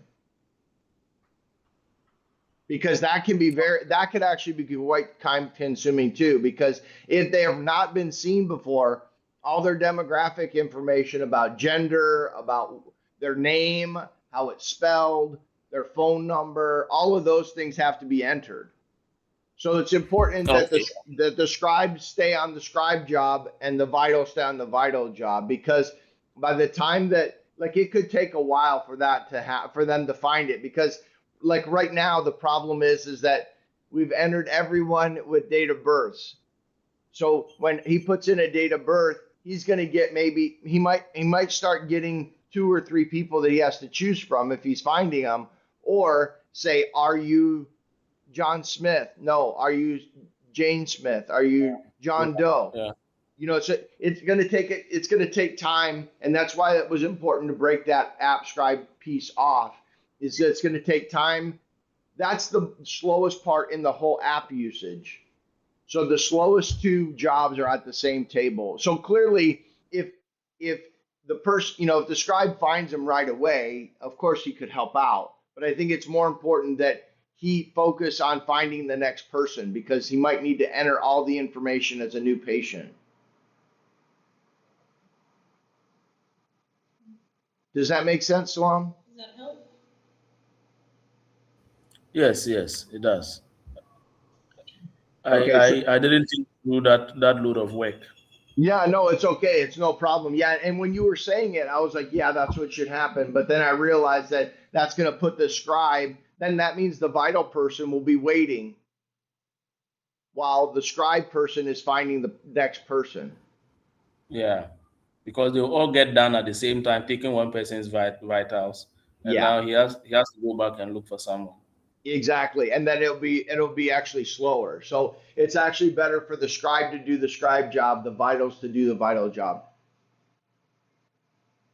Okay. Okay. Excellent. Thank you. Good points and good discussions, because we have to have those discussions, because when you say it, everybody's in agreement, but then one person thinks of something different, and then it's good. Yeah. So that's great. So here we are. I want to stop here. Is it clear on what the medical professionals do, the difference between the scribe and the vitals, why they're both important to be separated, and what the non-medical people are to do, including the phone runners? Is all that clear before we move to the transport plan? Yes, that's clear. Okay. Salam's good, Warihana's good. Okay, great. So now we'll go to the transport plan that we have the number of people down. So we'll have the truck with the core team that is Salam, Elizabeth, Ben, Warihana, and Simone, who will drive the critical gear initially, leaving let's just, I don't know what time it will leave. Let's just say 6 o'clock. They'll leave at 5:55, whatever. When they're ready, they'll leave to go begin. When that bus fills up. Well, that's the truck. Oh, sorry. Well, The- the bus and the truck, I think we're going to go together. No, there's no reason for them to. That's what I'm pointing out. Gotcha. Is that if the truck is ready at 5:55 and the target was 6, the truck just goes with these 5 people and all of the supplies that are needed like the battery, the phones, the everything, right? All that stuff's been loaded into the truck. All that equipment goes as soon as it's ready. Then, so really quick, do we agree that those are the people that should be in the truck? Salam says yes. Yes. Thank you. Okay, Thanks, great. Warihana. Ben's a thumbs up. Okay, great. And so then we have bus one, and this is the 22-seater. This is the one that leaves at 6 o'clock sharp. So this has our 10 scribes, so they can begin working on phones and being ready. We have 10 row one vitals contractors and the 2 color coordinators. And so, or color callers, I'm sorry, so that they can begin putting wristbands on the crowd immediately upon arrival to try to alleviate that anxiety and that rush.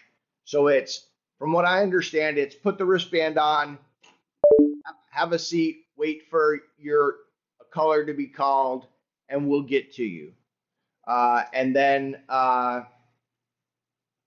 Salam at this point is managing, putting out whatever fires might be going on. Elizabeth is doing the same, making sure tables are set up properly in the proper orders, configuration.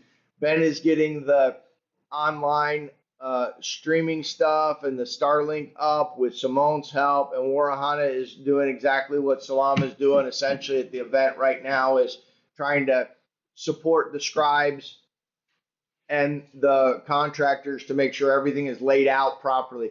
Because I want, like, it'll be important. And Salam, you can gauge this on your prior visits on where you're going to actually set these 10 rows up of clinic units. Like, you'll say, okay, this is a good spot. We'll have room here. And then, Warahana will make sure the tables are organized right. We got chairs where we need, guiding the scribes and other people who are setting up on this first, at what we're calling the advanced team bus. Does that all make sense? And then also, these people, because they're part of the setup, they're actually going to be the first to leave on the way out. And then the second bus will be responsible for the teardown. Does the first bus, the advanced team, make sense? Do we have any change or concerns or things we should discuss there? Thumbs up for Warihana, Ben, and Salam. Okay, great. Everybody's good there. Then we move to the second bus, which is the main body, 45-seater. This is everyone else who can arrive. This bus, when it arrives, everybody will walk right to their station, sit down, and we'll get the rows going. So I think, Salam, you can delegate this if you want, but I think there should be a specific, this clinic unit is ready to start. So, whether you give the go ahead, or you delegate that, or Elizabeth does, or Warhana does, someone should say, maybe we have like a Ghanaian flag on the table, right? That says, like, it's, like sometimes when you go to the market, you see the line is open. We kind of need this line is open flag, because the color callers will not only be calling colors, but they'll be directing people to these rows from the 100 chairs. So if as the rows come online, because remember, we're going to have to take the rows offline for lunch.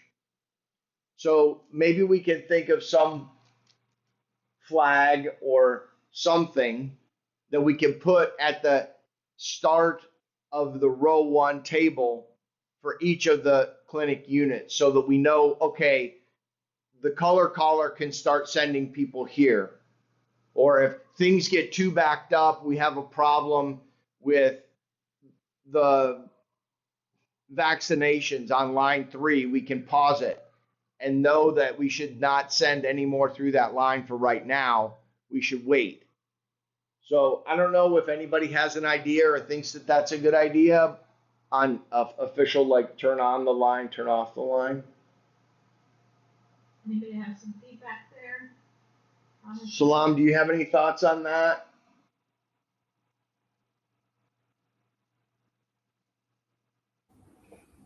I think that would work. Mhm. Um,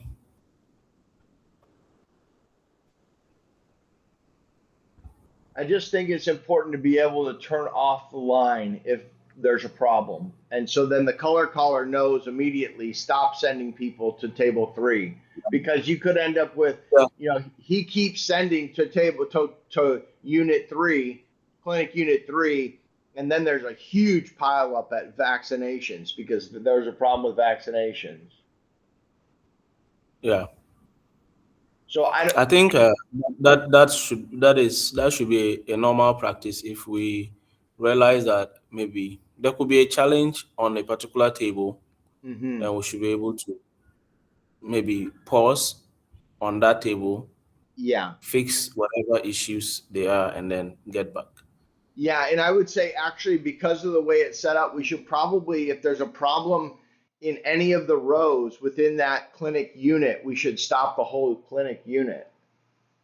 Because otherwise it'll just end up with a ton of people in vaccines. Or maybe that's why we have this float team. Maybe that's where these 5 staff members come in and do vaccinations. Yeah, there's some options there for sure. I mean, that'll actually be taken on the ground as to what this float team does, and Elizabeth will be responsible for leading them and directing them. But I don't know if Salam gave a thumbs up. Ben, Warihana, do you guys have feedback? Warihana's good. Yes, I'm good with that. and Ben, how do you think we should close a line so that or open a line when it's first ready so that the color callers can begin? Because if the first bus gets there and we're all ready, or the second bus gets there and we're all ready with, we don't want to wait for the last clinic line to get settled. First, if they're moving supplies or doing, some of those people need to do something, go to the restroom, whatever, and aren't ready. We can start clinic line one, clinic unit one, two, and three with some type of a communication that is easily visible to the color caller. Do you think that's a good idea, Ben? And then how should we note that? Yes, I'm actually thinking of that. It will actually be nice to have something like a visual so that even from afar, someone can be able to know that these people they are currently working or this table is currently off. Yes. And so, yes, they will know when to send people and when not to send people. Yeah, And because that'll be true for lunch as well. So keep going. Sorry. yes, so I'm looking at what we can put, probably a color or a map we can put on each table to show that when this color is on, that means they are live or they are working. But Hmm. when we don't have that, they are currently off. So that during the whole training session, we let the navigators and also even the color callers know that when you see this on this particular table, you should know that probably at this time they are on break or there's an issue that they cannot currently receive patients, so you don't have to send people there. Yeah, what we can do is I just thought of this, on the front of row one tables, we could just have a green sheet of paper that we fold down over the edge so it hangs down in front of the table. Green is on, and then if they want to stop, we just fold it up and on top of the table, and there's no green there. Okay. It's an Yeah, I think that idea. would work. Just some Yes, type of yes. paper that folds down in front of a paper that folds down in front of the table, maybe, or something. Yes. I think we would take the idea of the paper, but we can brainstorm more after this on that particular thing. I'll check on to see which possibly other visuals would help us work best Yeah, with the situation. yeah, great, great. And you know what actually might be better, Ben? I just thought of this, is that rather than like a green sheet of paper, just have the row number, because then the color callers can say, go to line three, I mean, or walk them over there. But if that's a number, then each of the clinic units will be numbered 1 through 10. And then if they go offline, we Yeah. just fold their number up. Okay. Yes. Yes. I think that too is another great idea. We just print a sheet of paper from table 1 to table 10. Yeah. Then we paste them on each table. Yeah. And then we flip it down when they're open, and when they're closed, we flip it up. And then the color caller can say, please go to line 3, please go to line 1, 8, 10. Yeah. I think that'll work. You'll figure it out, but it's definitely something to think of before we get there. So everybody is good with the passengers and the little bit of flexibility we have with bus 2 getting there a little bit later, as they're not responsible for the setup. They'll be staying for the tear down. Does that all make sense and seems good? Warihana's thumbs up. Ben's thumbs up. Great. Salam, you're all good there? No, with the passengers, Yeah. I'm looking at the numbers. I don't know whether my math is not good, Uh, but I'm not. The numbers you have provided with the bus, I think those numbers are more than what we have. So I just want to go through them and see if I am missing something. So it looks like we need 47 medical professionals. Do we agree on that? Yes. Yes, we Okay. agree on that. And then we need 18 on the non-medical. I don't have my phone. 18 and Yeah, okay, yeah, 18. Yeah. 18 and 47. 18 plus 47. 65. Exactly, yes. That's 65. 65, you know. Yeah, 65, yes. 65 minus 45 is 20. And this is a 22-seater bus. Okay, that's fine. Does that make sense? Yes. Okay. I'm clear. It makes sense. Okay, great.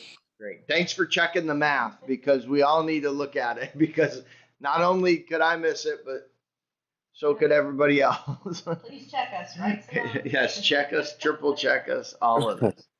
Okay, so we're good on the buses. And Salam, those bus configurations are all good? Yes, all good. Great. So then we can just go to the lunch, and this is why it'll be important to turn individual clinic units off.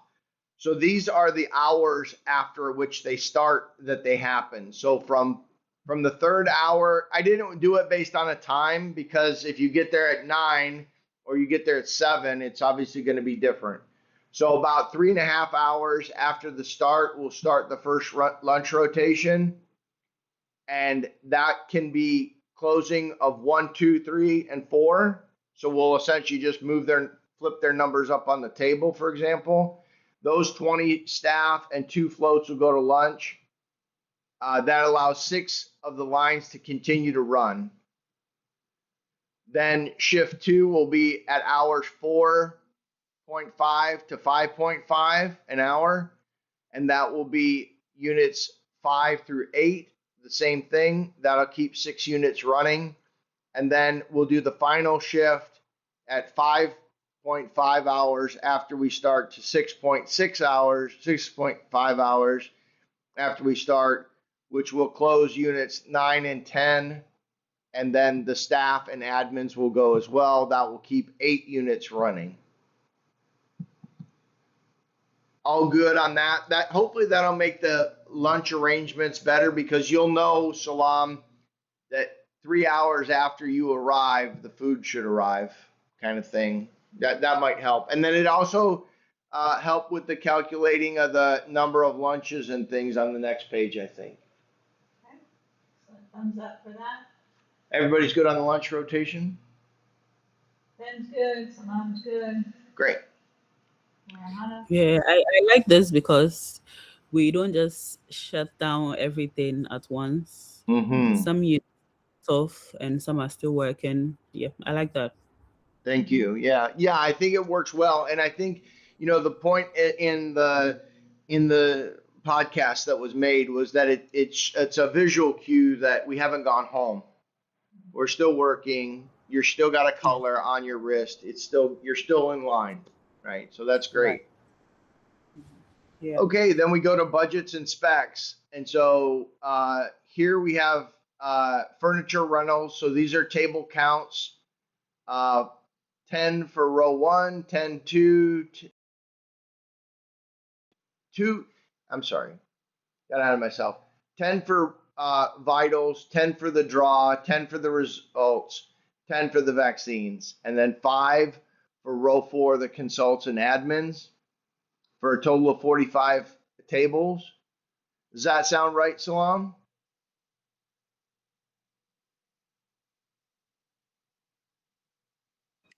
Yes, yes. Okay, great. Then the Yeah. chairs, we got the buffer zone of 100.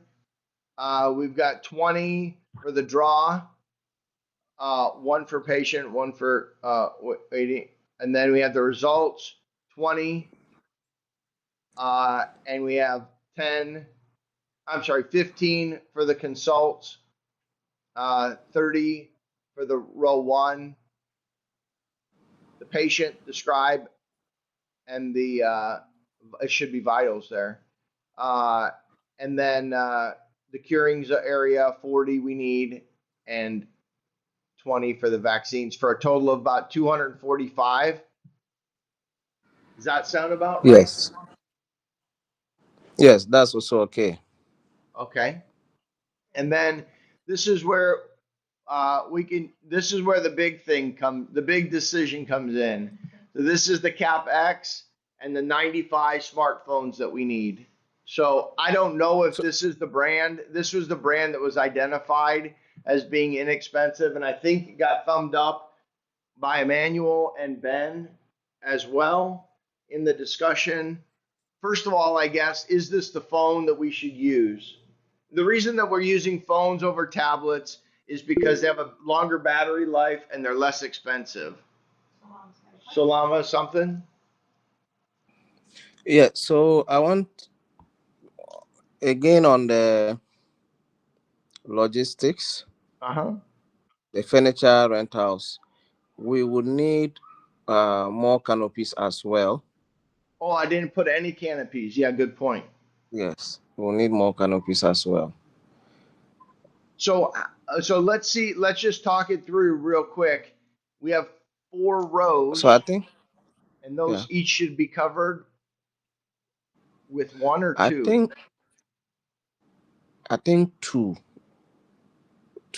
or even three because we had two. I'm trying to use the last event to calculate. Yeah, yeah, We had 6 canopies that took 10 tables. But what we did was that we married the tables together.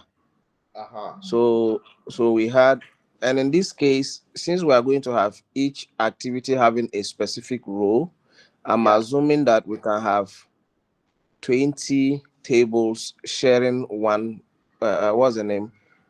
Maybe a particular row of tents. So we can do five, five, five tents. So that's 10. And then we can have two separate tents for where the people arrive and where they for the 100 people. yeah. We definitely uh, need canopies for the 100 people waiting. Waiting, yes. So I think that maybe we can make do with 15 canopies instead of the current 10 canopies that we use. Okay. And that's totally up to you. I didn't do any of the math, and nor did the AI. Discussion. Okay. And so the only thing I want you to keep in mind, Salam, is that if you put the tables right next to each other, people won't be able to walk around them. Yeah, so that's what just came to my mind, and I saw the number to 15. So I Yeah. was actually moving to 12, and I realized that there might not be space for people to Yeah. Actually, navigate. navigate around. Yeah. And we will have. Remember, the other thing with the navigation is the tables might be better spread even further because we'll have things like phones coming back against the flow of people Y- moving down the line, right? From table 1 to table 3 or 4. Yes. Yeah.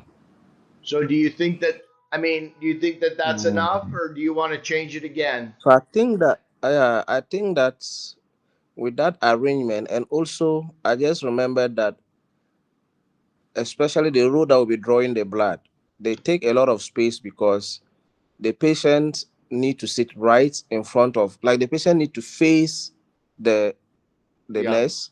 yeah. So they occupy a lot of space instead of just positioning a chair that faces a table directly, Hmm. like the guy doing this testing, he just have to position his chair that faces the table. But the one drawing the blood need to face the chairs, position the chairs such that they face each other, and there must be space for two people, two adults to sit and Hmm. facing each other. So that was what actually led to we using about two more classrooms in the last event Hmm. because of the arrangement. So I think that we would we might need to increase the number of canopies, but Hmm. I will ask Lizzie so that I can have a fair idea Okay. of how many canopies will work for this number of people that we want to. Yeah, I think that's a great idea. And this is just a thought I had, is that if they want the table alongside of them when they draw blood, you could configure the tables as if they were a T. So now Okay. when the patient walks up, they can sit easily instead of walking around the table. Yeah. So like we can have let's say three table and Or position them like just a or T. just even just two, where the results person is on the table on the left or the Okay. right, and then the T table, the other crossed one, is for the draw. Okay. That's the way I I see. envisioned it, but I don't know about what that means for canopies. I see that. I see that. I So think we'll, with the canopies, because they are open on both sides, and then usually, depending on the direction of the sun, the shade is not fully enclosed. Sometimes the shade is thrown back. yeah, That's why we are not able to take in quite a number of tables per canopy, because then some people they will be under the canopy all right, but they will be exposed to the sun. right.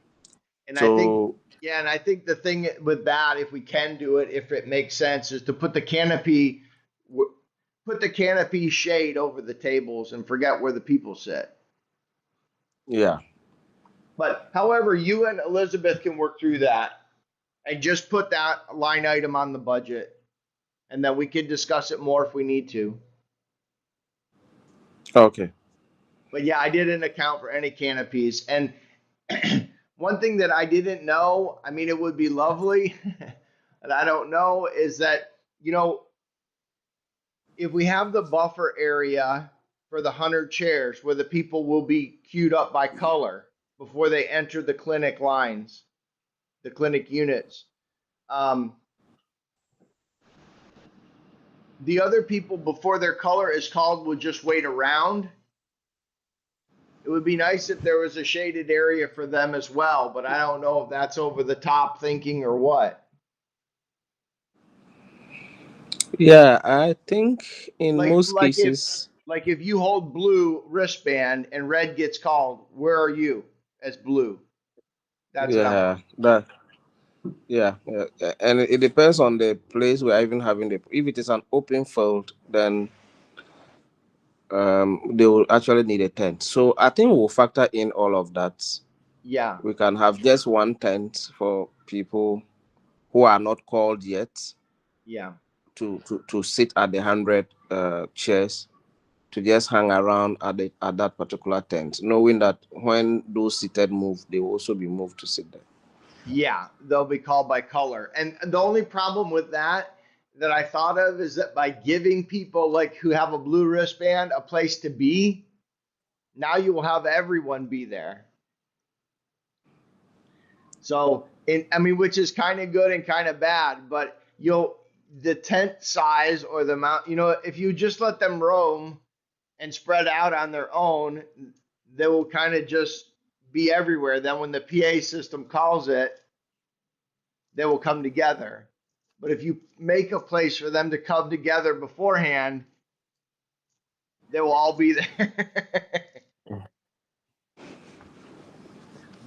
Then they might not all have shade, or they might not. You have to have some direction there. I don't know. Whatever you and Elizabeth and Ben and Warihana and Simone decide is fine with me. We'll just need a count for the canopies. Okay. And then, Yeah. so then moving on to the phones. Uh, is this the phone we should buy? The Galaxy A06? Yes, I think it's personally I think it's okay. I have used Samsung before, though it's been a while, and they are good phones. So yes, but my one question I have around that is why do we need 95 if Yeah, uh the numbers put together is 47 for the medical?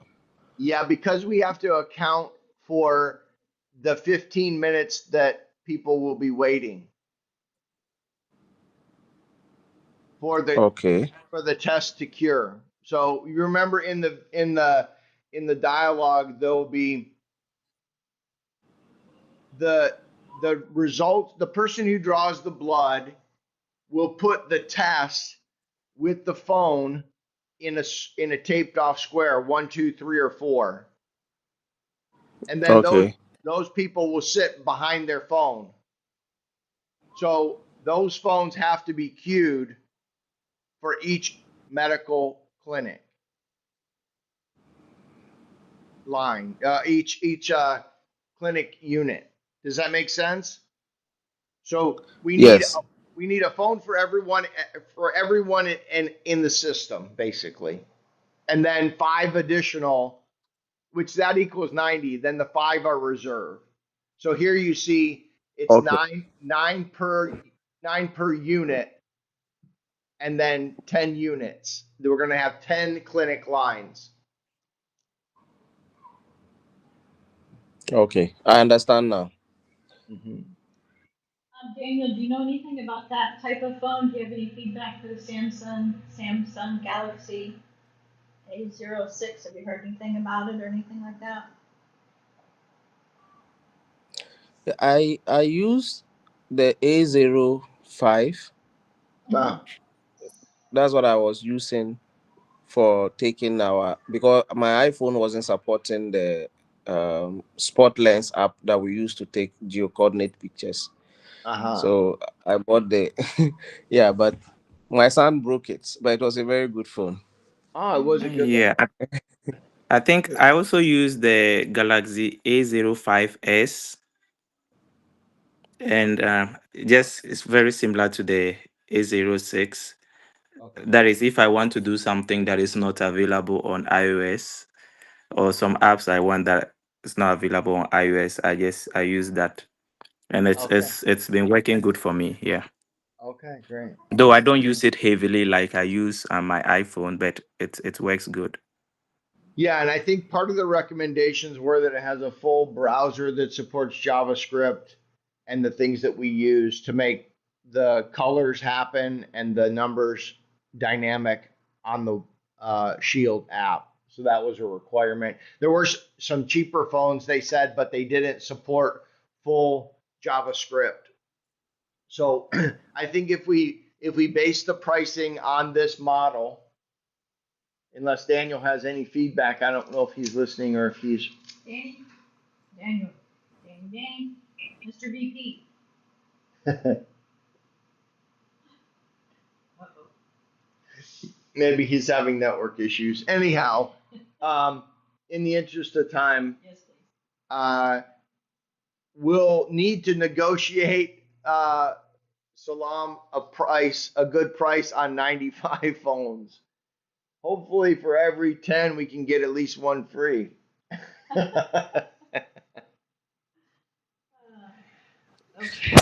Yeah, that's a lot of phones Yeah. So, but for a wholesaler. Maybe yeah, maybe I have to start selling phones so I could sell to give you niece. yeah. Okay, okay. Let's do that. Yeah, We'll but I check. think we can get a good deal from the phone shops, like you mentioned. Franco is in almost every big city in Ghana. They are a very reliable dealership, Okay. and yeah, there are other reliable phone shops that we can explore for a better deal, because 95 is actually a lot. Yes, it is a lot for sure, and I think that so the reason so that's why we need them, and I think that it's a good investment. It actually saves us from having 40 scribes, because the other design that we came up with was we had a scribe at each of the tables, at each of the rows, which means by doing the model that way, we had to pay a lot more for transportation, a lot more for food, and a lot more stipend. And so by buying the phones in this way and setting it up this way, we've really optimized that so that we can have a reasonable number of people to transport. Um, so yeah, so that's so those will need to be in the budget, Salam, and hopefully you can put your best number on the phone price when you tell them that how many we're gonna buy. And just real quick, I wanted to add, I know when we were talking this over with Haley and Luke yesterday, we had a concern, it's like, what's gonna happen, how can we keep track of the phones? Do we need to have an air tag on them? But then Kevin mentioned that they're each gonna be tied to an email address, and then they will be able to be tracked that way. So, no need for air tag or anything like that on the phone, so that was, just wanted to share that too. Yeah, for sure. So what we'll do with each phone is we'll set up uh, device sharing, location sharing. So we'll be able to track them, but it will be very important that the ground team keep track of these. And I think is what we'll do is because we're going to need 95 phones, and Salam, you're going to have to budget for 95 cases because we don't want them dropped and broken. So they'll need to be. Screen protectors too, or no? What's that? Screen protectors too, or no? I would normally say no on the screen protector, but probably because we're going to be wiping them with alcohol all the time. Yeah, I think Salam gave a thumbs up. Yeah, I think we will need a screen protector. Yeah. The only problem is what happens with the screen protector. Somebody needs to test wiping a screen protector with alcohol. Warihana agreed too with getting a screen protector. I think personally, from when I worked the COVID vaccination lines and stuff like that, we didn't really have a problem wiping our phones or cleaning them off with alcohol. Okay. I know, like with stethoscopes and things like that, that can be a challenge with that material. But I believe the screen protector should be fine. Okay. Good to know. So Salon, just like we need to add the canopies, we need to add screen protectors and cases.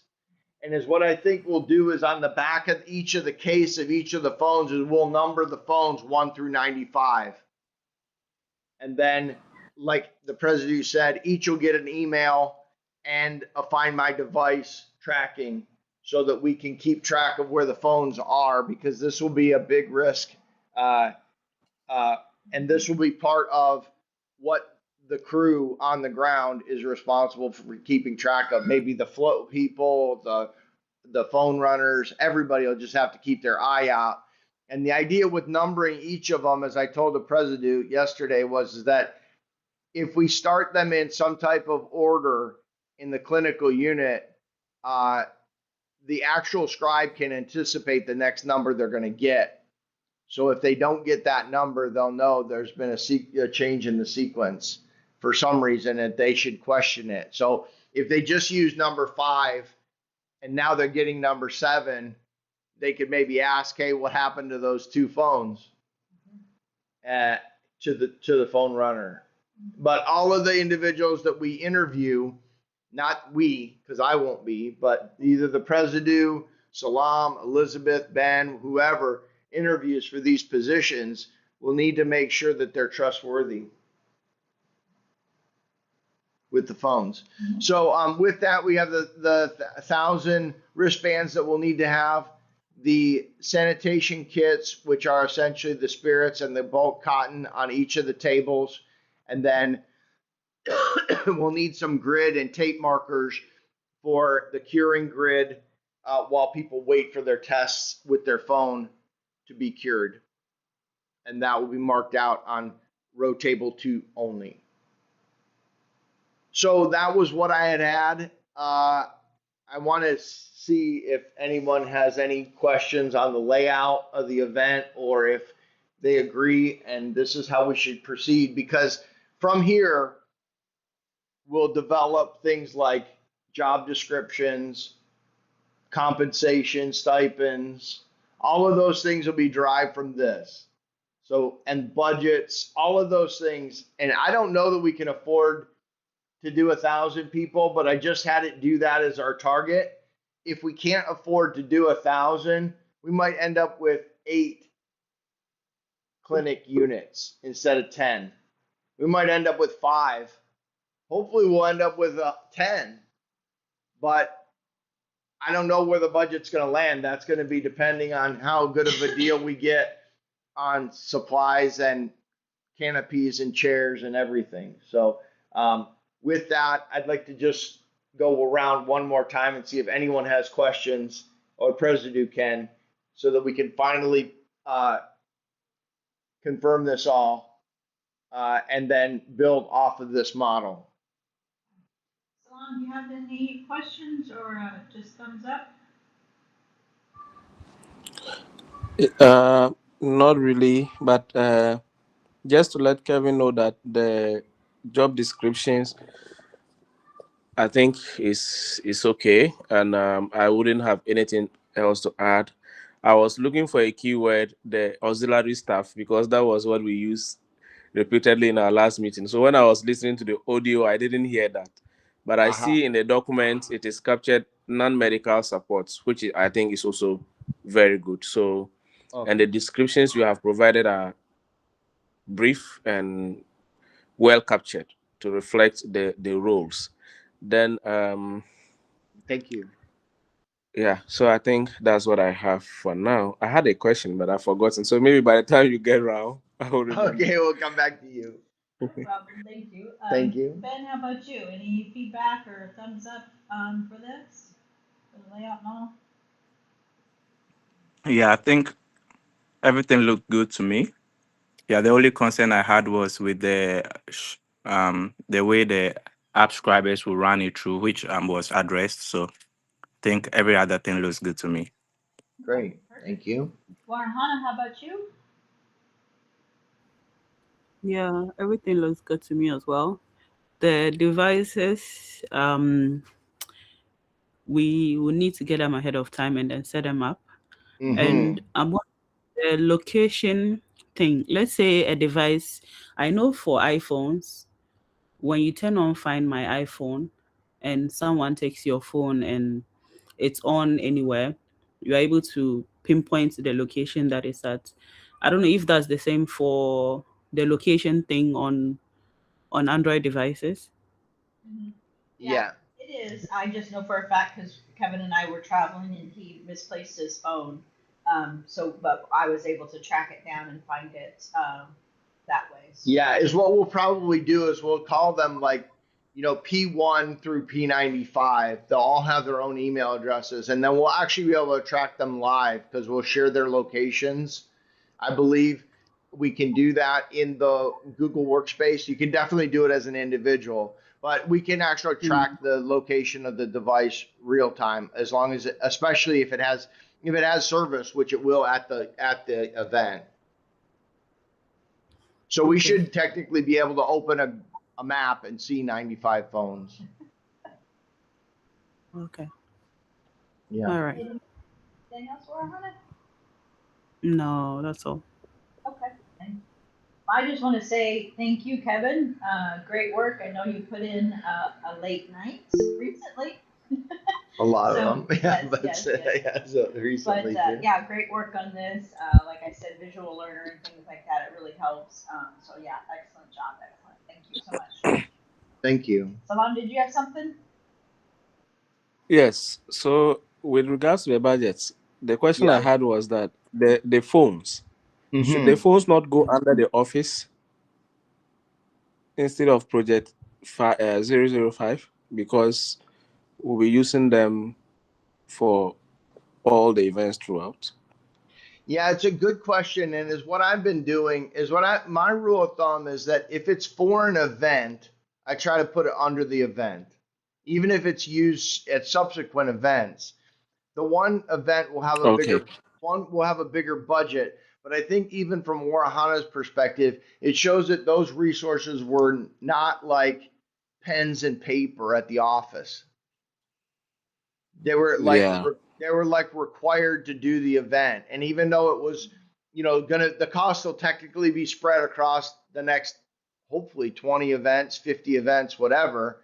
Um, it was directly related to the event. So I'd like to see them put under the event. I'm sorry, under the giving event, project number 5, if Ben doesn't disagree. Yes, I agree with your explanation. Just like the other events or the other items we had gotten for Project 4, Hmm. and we felt that since we're using them for multiple projects, we just put it under the office. But this explains that it's okay having them for Project 4, because that is the main reason why we are getting them, and then they can be used for any other project as well. Right. Right. And from a grant perspective, it looks like we actually didn't just buy pens and paper. We actually were investing in the project. So it's all good. And lucky Yeah. for Yeah. grant, to get the phones and stuff too. Yeah, and unfortunately, it looks like we're with Project 5 that the grant isn't gonna. I mean, there's no way that we're gonna get a grant in a month.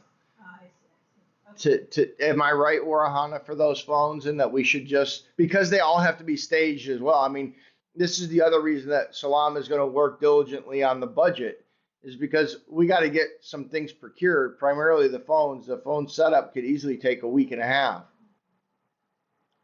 So I don't know, Warhana. Do you agree that we should not wait on this hardware from a grantor, and we should just purchase it if we're going to use it at Event 5? Yes, I intend reaching out to some organizations tomorrow and Tuesday. I didn't Okay, want to reach out to them this weekend because the message might get buried. sure. But like I said, it takes a while to actually get some of these things going. Yeah, But I'll still reach out to them. And then whenever we get devices get issues, so if we're able to get donations of devices from other organizations, whenever we have an issue with our own devices, then we can replace it, or we can yeah, resell it in the future. Or yeah, yeah. Or if or if or we what we could, or maybe we can just show them the receipt that we purchased it. Show them the invoice uh, that we purchased it, and then they'll just give us that money right back. You know what I mean? these Rather, people would actually give you physical devices, and I see. mostly they are not brand new. I see. They I are see. slightly used. Okay, I see. Yeah. So that was the other reasoning going with this model of phone, is that they'll all be uniform, and so that should help with support in the long run too. So, but I understand. So I think to Salam's understanding is that he should go with the 95 on the budget. We get the budget approved, and we should get those phones as soon as we can, so Ben can start staging them. Ben and Simone, or however we do this, I don't know. Great. Thank you. And I wanted to just make something clear too, because I know it came up with conversation between Kevin and I as far as like the next giving event.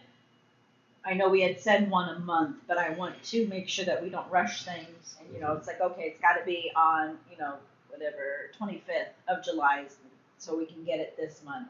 I want to make sure that we're settled. We got, our supplies and things of that nature. So I know we're shooting for one a month, and we're doing them as quickly as we can, without cutting corners and things like that. So I just wanted to let the team know about that. So yeah. Yeah, I agree. I think that's important. I mean, we're obviously shooting for one a month, but if we slip a week, it's only we're in a fortunate position that it's only ourselves that we're holding accountable. So we don't have anyone else holding us accountable to a physical or to an actual date. And so we should be willing, if the case arises, to be able to move it rather than to do it in a way that was unsuccessful or a failure. Hopefully that takes a little pressure off you, Salam, because I can kind of see you thinking like, oh my gosh, it's got to be 1 month, or we got to do it now in July and stuff. So, Yes, I was just telling Ben yesterday that this particular event, because of the things we are doing, might move a week further. So Yeah. I'm actually glad to hear that you equally considered that that might happen, but yep. that is just a probability. I think, like you said, if once the budget is up and gets approved, um, and we are able to get all we need on time, we can still do it on the 25th, which is the last Saturday of the month. Yeah. We still have some days.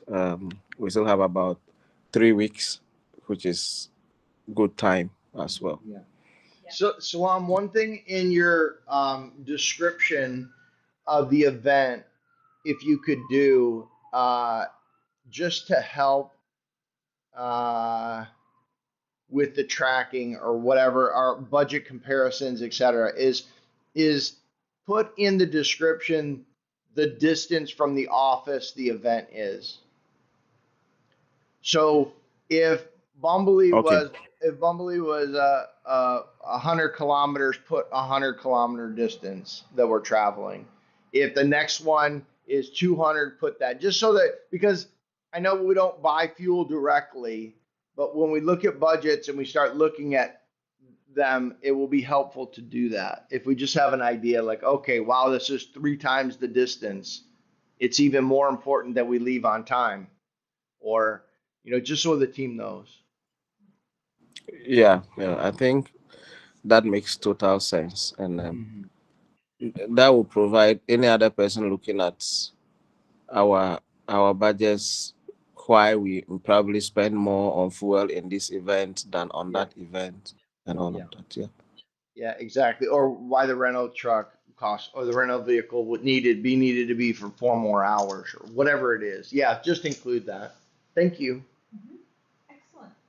All right. I know Daniel had to drop off because he had to go to work. And in the interest of time, I'm going to ask you, Warihana, if you could maybe just type up, or just let me know an email, some kind of document maybe about the updates of the grant projects, and then that way I can kind of work with the AI generating the next agenda and incorporate that in, and that way we can let everybody go from the meeting if there's nothing else. I don't have anything else for the agenda. And then you,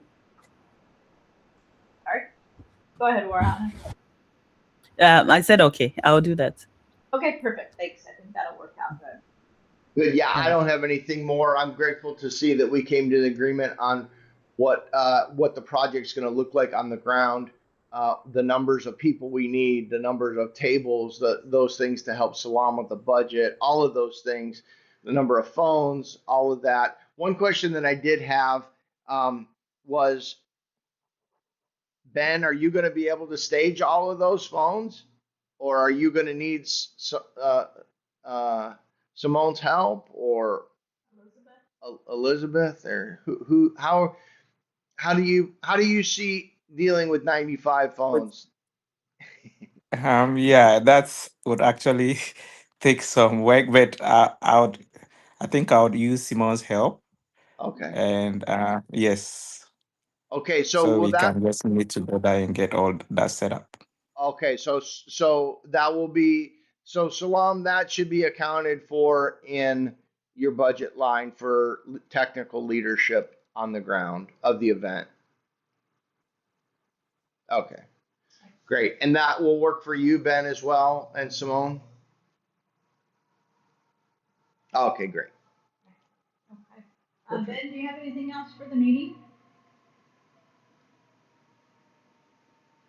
No, I don't have anything else. Thank you. Salam, how about you? No, I don't have anything else. Okay. And Warhana, you were good? Yes, I'm good. Okay, wonderful. Thank you so much. I'm sorry that we ran over so much, but we're doing so many great things that it takes time. Yeah, for sure. But thank you so much. Great meeting again. Have a wonderful rest of your evening, and we will talk again soon. And again, thanks to Kevin for all that great work behind the scenes and stuff. So For sure. great work, team. Okay, Thank you thank so you much. guys. Bye-bye. Bye bye.